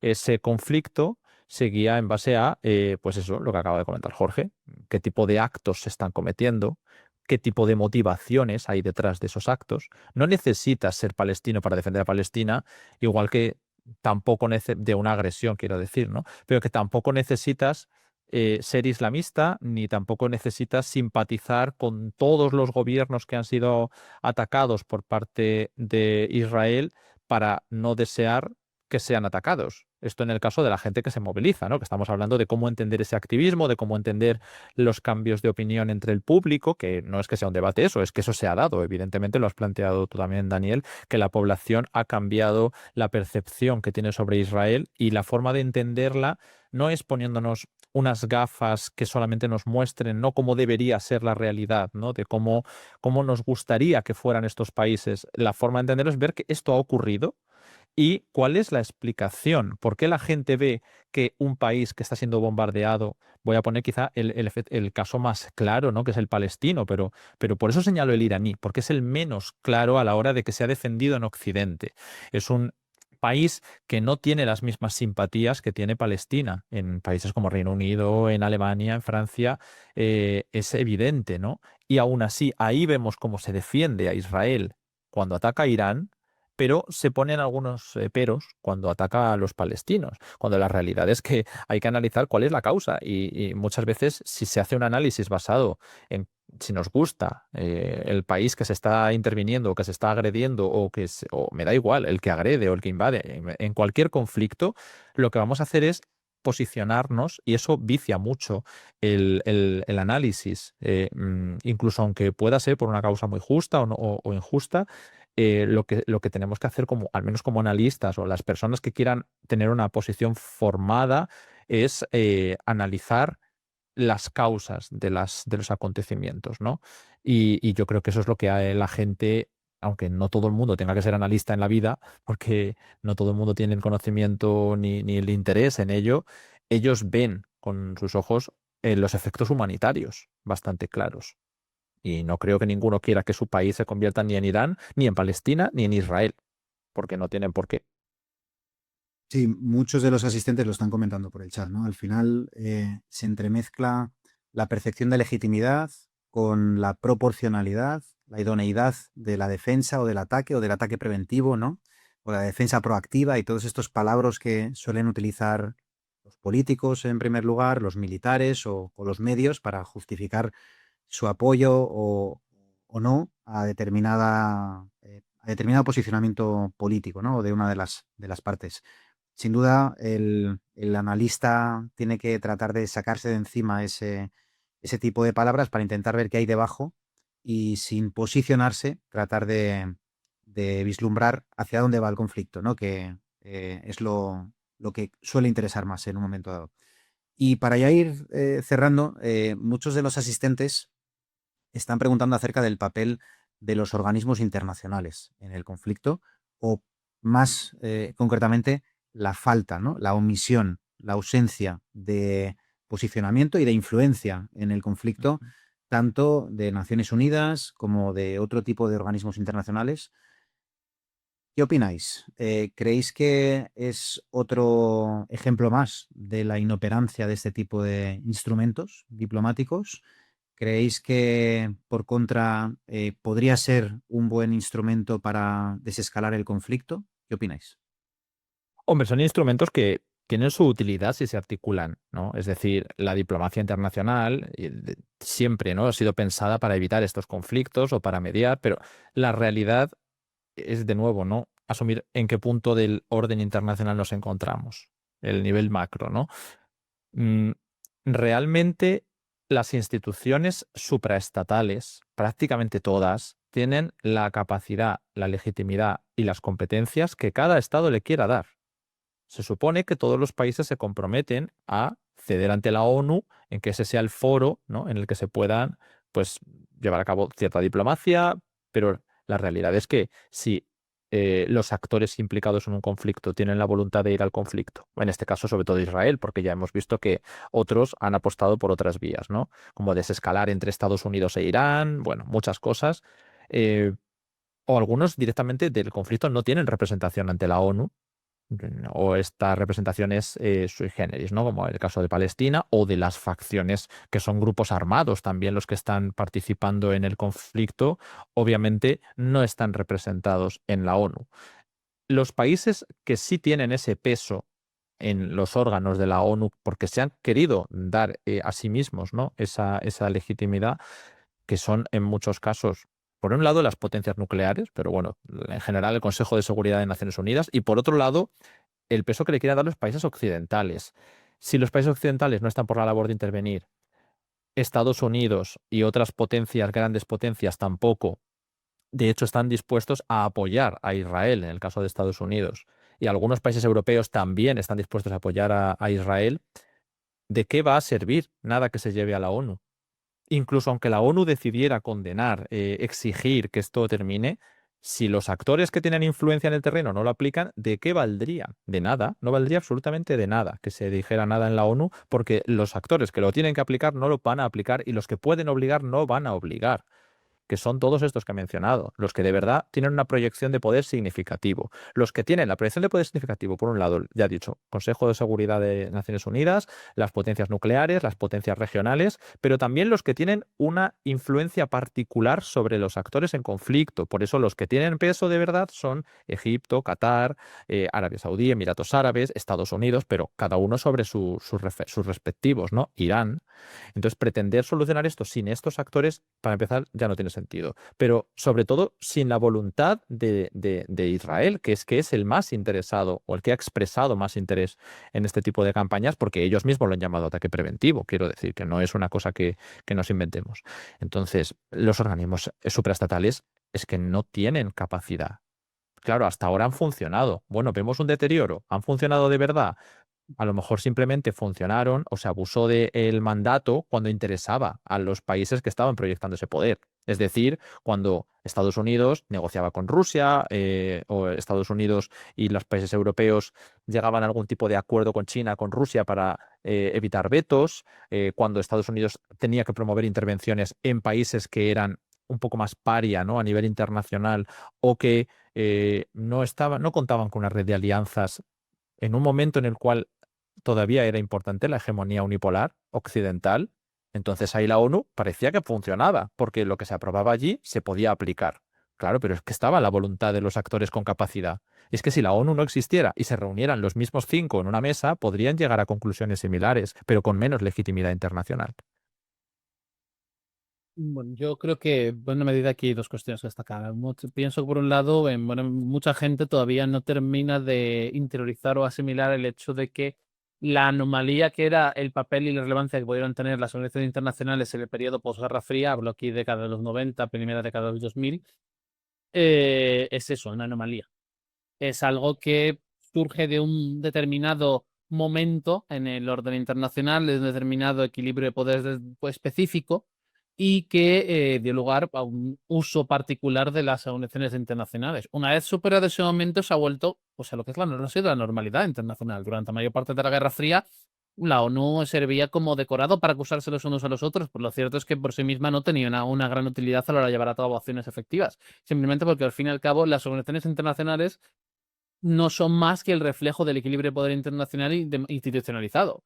Si el equilibrio de poder es inestable, como es la situación actual, y si los países que lo ostentan ese poder no están dispuestos a cooperar en el marco previamente establecido, con las normas previamente establecidas, no hay organizaciones internacionales, no tienen un poder propio, nativo, inherente, que surja de algo, no, es todo poder que tienen surge de los países que las conforman y que son los que les otorgan dicho poder. Si los que ellos que los conforman les otorgan dicho poder no están dispuestos a otorgárselo, no están dispuestos a ir sus normas, no están dispuestos a moverse en esos marcos previamente establecidos, por la razón que sea, que aquí hay muchos, nuevamente, eso da para otro libro, otra charla entera de solo 2 horas, ¿no? El desgaste y el deterioro del orden internacional y las instituciones que lo acompañan y por qué, ¿no? Es algo que es interesante, es muy interesante, de hecho, pero quizás se escapa un poco también aquí de lo que estamos tratando, pero vaya, yo pienso que es que mm, si alguien quisiera hacer algo distinto de lo que se ha hecho, se haría. Simplemente hay una serie de prioridades, hay una serie de equilibrios y hay una serie de capacidades que están todas que deben tenerse en cuenta a la hora de plantear si una organización puede hacer algo o no. Y lo cierto es que no hay esa capacidad. Me sale aquí también la vena realista porque yo soy muy escéptico respecto al institucionalismo internacional, ¿no? En términos generales, ¿no? Pero vamos, yo creo que es que no esperar que la ONU haga algo si los países que la conforman no quieren hacerlo, es esperar que caiga oro de un árbol. Así que más o menos en esos términos nuevos. Y a modo de titular, para cerrar, porque muchos asistentes, participantes, alumnos han preguntado por ello en el chat, en vuestra opinión, haciendo prospectiva a medio plazo, ¿creéis que este conflicto, analizaremos otros conflictos más adelante, pero este en particular, Israel-Irán, em, puede acercarse más a su transformación, a un conflicto de otro tipo, o a su resolución y finalización a medio o largo plazo? Yo pienso que vamos a tener una segunda ronda. Como he dicho, ya lo he dicho antes, me reafirmo en ello. Pienso haber una segunda guerra de los 12 días, o otra forma que coja exactamente. Y pienso además que después de eso se transformará, pero que no llegará a su fin, salvo que el gobierno iraní colapse, cosa que todavía sigo viendo complicada dentro de esa contradicción que planteabas. Ujú. Sí, yo también veo que se está transformando, pero no solo esta, es que se están transformando todas las guerras de Oriente Medio. Tenemos distintos objetivos israelíes en cada uno de los países y salvo rendición, en el caso de Irán, no vamos a ver la resolución rápida. Israel no tiene ningún indicio o ningún, no sé, incentivo para parar por ahora. Es verdad que hay un desgaste, pero las 5 al menos guerras que tiene abiertas o que ha abierto estos años están evolucionando, ya sea por conflictos civiles nuevos, entrada de actores nuevos o porque todavía no han conseguido sus objetivos de fondo. Muy bien, pues muchas gracias Alejandro, muchas gracias Jorge. Vamos a hablar del reto del análisis de conflicto bélico del LISA Challenge, Geopolitic Task número 3, para finalizar esta masterclass y decir quiénes son los ganadores. Podéis quedaros si queréis, si no, sois libres de ir en paz, nunca mejor dicho. Así que, No, ¿os despedís, Jorge, Alejandro? sí, yo creo que nos despedimos, ¿no? Sí. Sí, un placer. Nos vemos en otra ocasión. Un placer, como siempre. Nos vemos más adelante en el máster. Y nada, pues mucha suerte a los que hayan sido los ganadores de este reto. Muchas gracias, Venga, nos Alejandro y vemos. Jorge. Nos vemos a la próxima. Adiós. Gracias. Perfecto, pues para todos los asistentes que queráis conocer el resultado de este LISA Challenge, de este análisis de conflicto geopolítico en el que tantos de vosotros participasteis, podéis quedaros, os compartimos pantalla para que podáis ver lo que es el LISA Challenge, por si quisierais participar también en futuros retos que organicemos. A ver si veis la pantalla ahí. Creo que sí. Perfecto, pues para el que no sepa lo que son los LISA Challenge, resumidamente, decir que son misiones reales en entornos profesionales simulados y competitivos que planteamos desde LISA para fomentar el desarrollo de conocimientos, habilidades en materia de análisis geopolítico, análisis internacional, análisis de inteligencia, investigación online, inteligencia de imágenes, ciberseguridad. Justo hoy ha empezado un reto en análisis criminal. Como sabéis, también tenemos un área formativa de criminología para que los que estéis interesados en lisanews.org encontraréis el enlace, si no, lo compartiremos ahora por el chat para los interesados también en ese análisis criminal. Pues en todas estas disciplinas vamos planteando retos cada mes para que demostréis de lo que sois capaces. Hay mucha participación individual a título personal para cada uno probar suerte y tratar de resolver las misiones que vamos planteando y ver en qué punto de la clasificación queda, para ver hasta qué punto es experto o no en ciertos temas. Hay organizaciones, tanto sector público, instituciones públicas, organismos internacionales, que hacen participar a sus analistas o a sus miembros para ver en qué clasificación queda cada uno de ellos, a modo de prueba, de evaluación.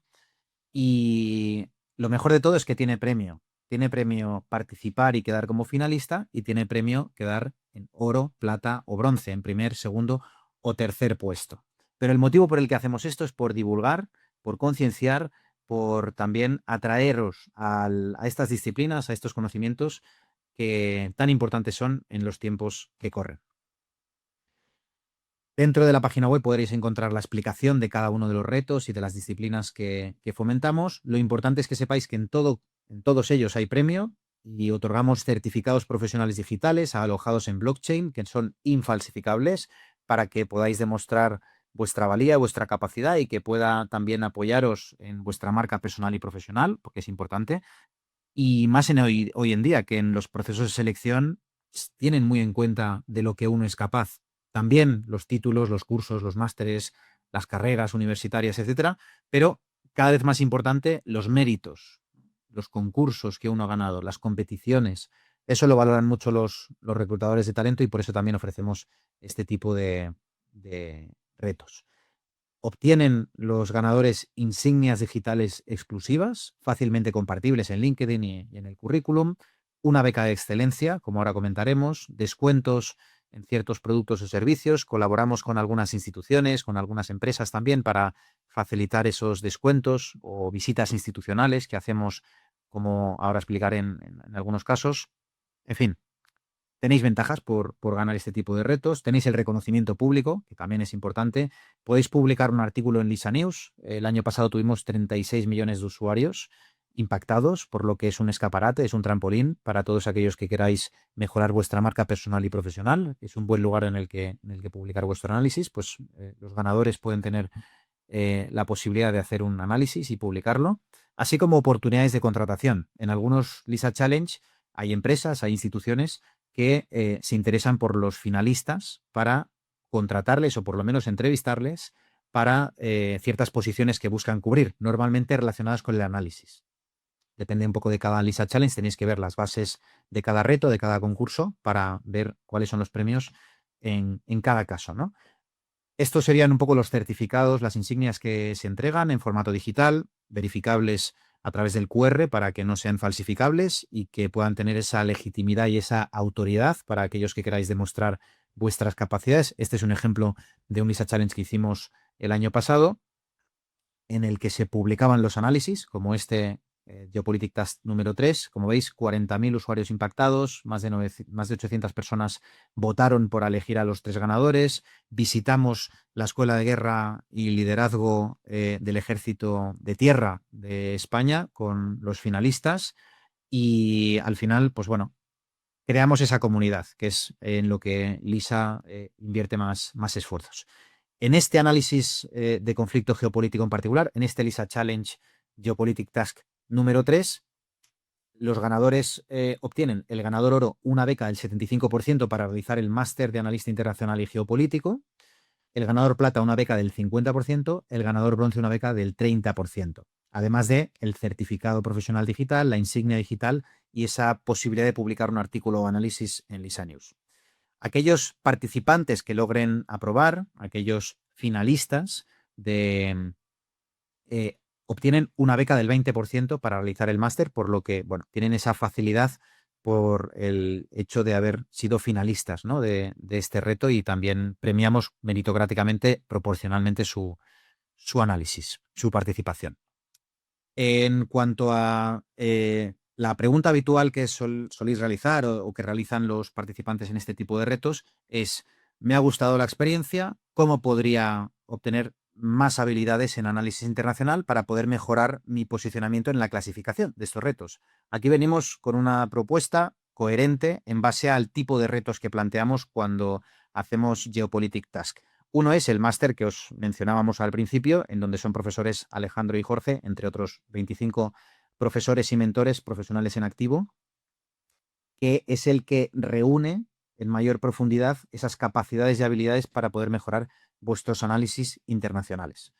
Aquellos que no tengáis el tiempo o los recursos para poder hacer este máster, tenéis otras opciones.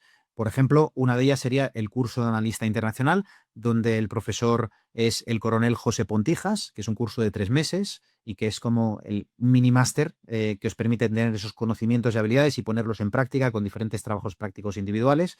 Es una opción, lo tenéis en la página web publicado por si os interesase. Otra de las opciones es el curso de analista de conflictos geopolíticos, donde Ricardo Gómez es el profesor y donde específicamente tratáis las técnicas, los métodos para poder hacer análisis geopolíticos de potencias regionales o internacionales, y cómo podéis hacer análisis e informes al respecto. Otro de los cursos que realizan los alumnos es el curso de experto en Estados Unidos con el profesor Daniel Hill, siendo Estados Unidos una de las principales potencias a nivel mundial, hegemónica o no. Eso es un debate por el posible sorpaso de China en muchos indicadores, pero sin duda analizar y comprender Estados Unidos y su política interna y externa especialmente nos permite ser mejores analistas internacionales y geopolíticos. Por eso es otro de los cursos recomendados. El curso Analista de Política Internacional, que es el profesor, es el director académico del LISA Institute, Mark Vendrey, que también profundiza específicamente en la vertiente política en cuanto al análisis internacional se refiere. Lo mismo ocurre con el curso Analista Económico Internacional, que analiza más la vertiente económica, cuyo profesor es Rubén Bustillo. Todos estos cursos están en la página web si queréis más información y son 100% online y tienen una duración entre 2 y 3 meses aproximadamente. Y también mencionar el curso al que hemos hecho referencia anteriormente, que es el curso de analista de conflictos bélicos, en donde de forma específica Alejandro y Jorge, con toda su experiencia de llevar a cabo análisis de conflictos bélicos de baja, media o alta intensidad y donde enseñan en primera persona cómo llevan a cabo esos análisis, pues va a estar publicado próximamente. Aquellos que tengan interés podéis escribir para que os enviemos toda la información. Así que este sería un poco los itinerarios formativos y los cursos que os pueden permitir mejorar vuestras capacidades y habilidades para hacer mejores análisis internacionales y mejores análisis de conflictos geopolíticos y de conflictos bélicos. Pero ha llegado el momento de anunciar a los ganadores, al ganador oro, al ganador plata y al ganador bronce de este Geopolitik Task número 3, en el que se tenía que analizar un conflicto bélico, y vamos a anunciarlo a continuación. Así que el ganador oro ha sido Isaac Pedraza Salgado. Enhorabuena. No sé si está presente, creo que no, pero en cualquier caso, enhorabuena por tu análisis, ha sido muy interesante. Podéis consultarlo en lisanews.org, encontraréis su análisis, así que enhorabuena. Para canjear la beca puedes ponerte en contacto con nosotros a través de contacto@lisainstitute.com. Vamos a por el ganador plata, que es Marlon Reyes. Enhorabuena, Marlon. Me ha parecido verte antes por aquí en el listado de asistentes a la masterclass. Enhorabuena por tu análisis. Marlon, además, es alumno del LISA Institute de varios másteres, de hecho, del máster de analista internacional y geopolítico que mencionaba anteriormente. También está realizando en la actualidad el máster de analista estratégico y prospectivo. y alumno del curso de experto en análisis de inteligencia, por lo que, bueno, enhorabuena por poner en práctica todo lo aprendido durante el máster y obtener esta beca, que como ya has hecho este máster, podrás aplicarla en otro máster de tu elección. Y vamos a por el tercer y último ganador, bronce, de esta edición, Geopolitik Task, que también me ha parecido verlo ahí en el listado, y que es José Lindo Solís. Enhorabuena, has obtenido la tercera posición. También podéis consultar su análisis en lisanews.org. Así que, nada, enhorabuena a los tres. Enhorabuena también a todos los finalistas y a todos los participantes que enviasteis vuestros análisis, que que respetasteis digamos, las normas y las bases que publicábamos a nivel de extensión, de formato, de metodología, de informe, porque es fundamental cumplir con esas normas para poder ser finalista o puntuar para ser ganador. Está todo eso publicado siempre en lisanews.org, así que enhorabuena también a todos por participar. En breve estaremos enviando en qué punto de clasificación habéis quedado cada uno, para que podáis ver vuestro nivel y vuestra calificación en este reto, y os animamos a seguir participando en futuros retos que iremos publicando próximamente. Así que, sin más, agradeceros vuestra atención y vuestra asistencia hasta este punto. Aquellos que tengáis consultas o dudas sobre el LISA Challenge podéis contactarnos por email, por chat, por WhatsApp o a través de cualquiera de los canales de LISA Institute.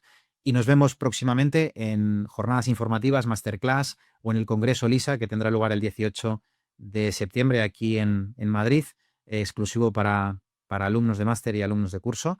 Así que llega cargado septiembre. Estamos en contacto. Muchísimas gracias a todos y nos vemos muy pronto. Hasta luego.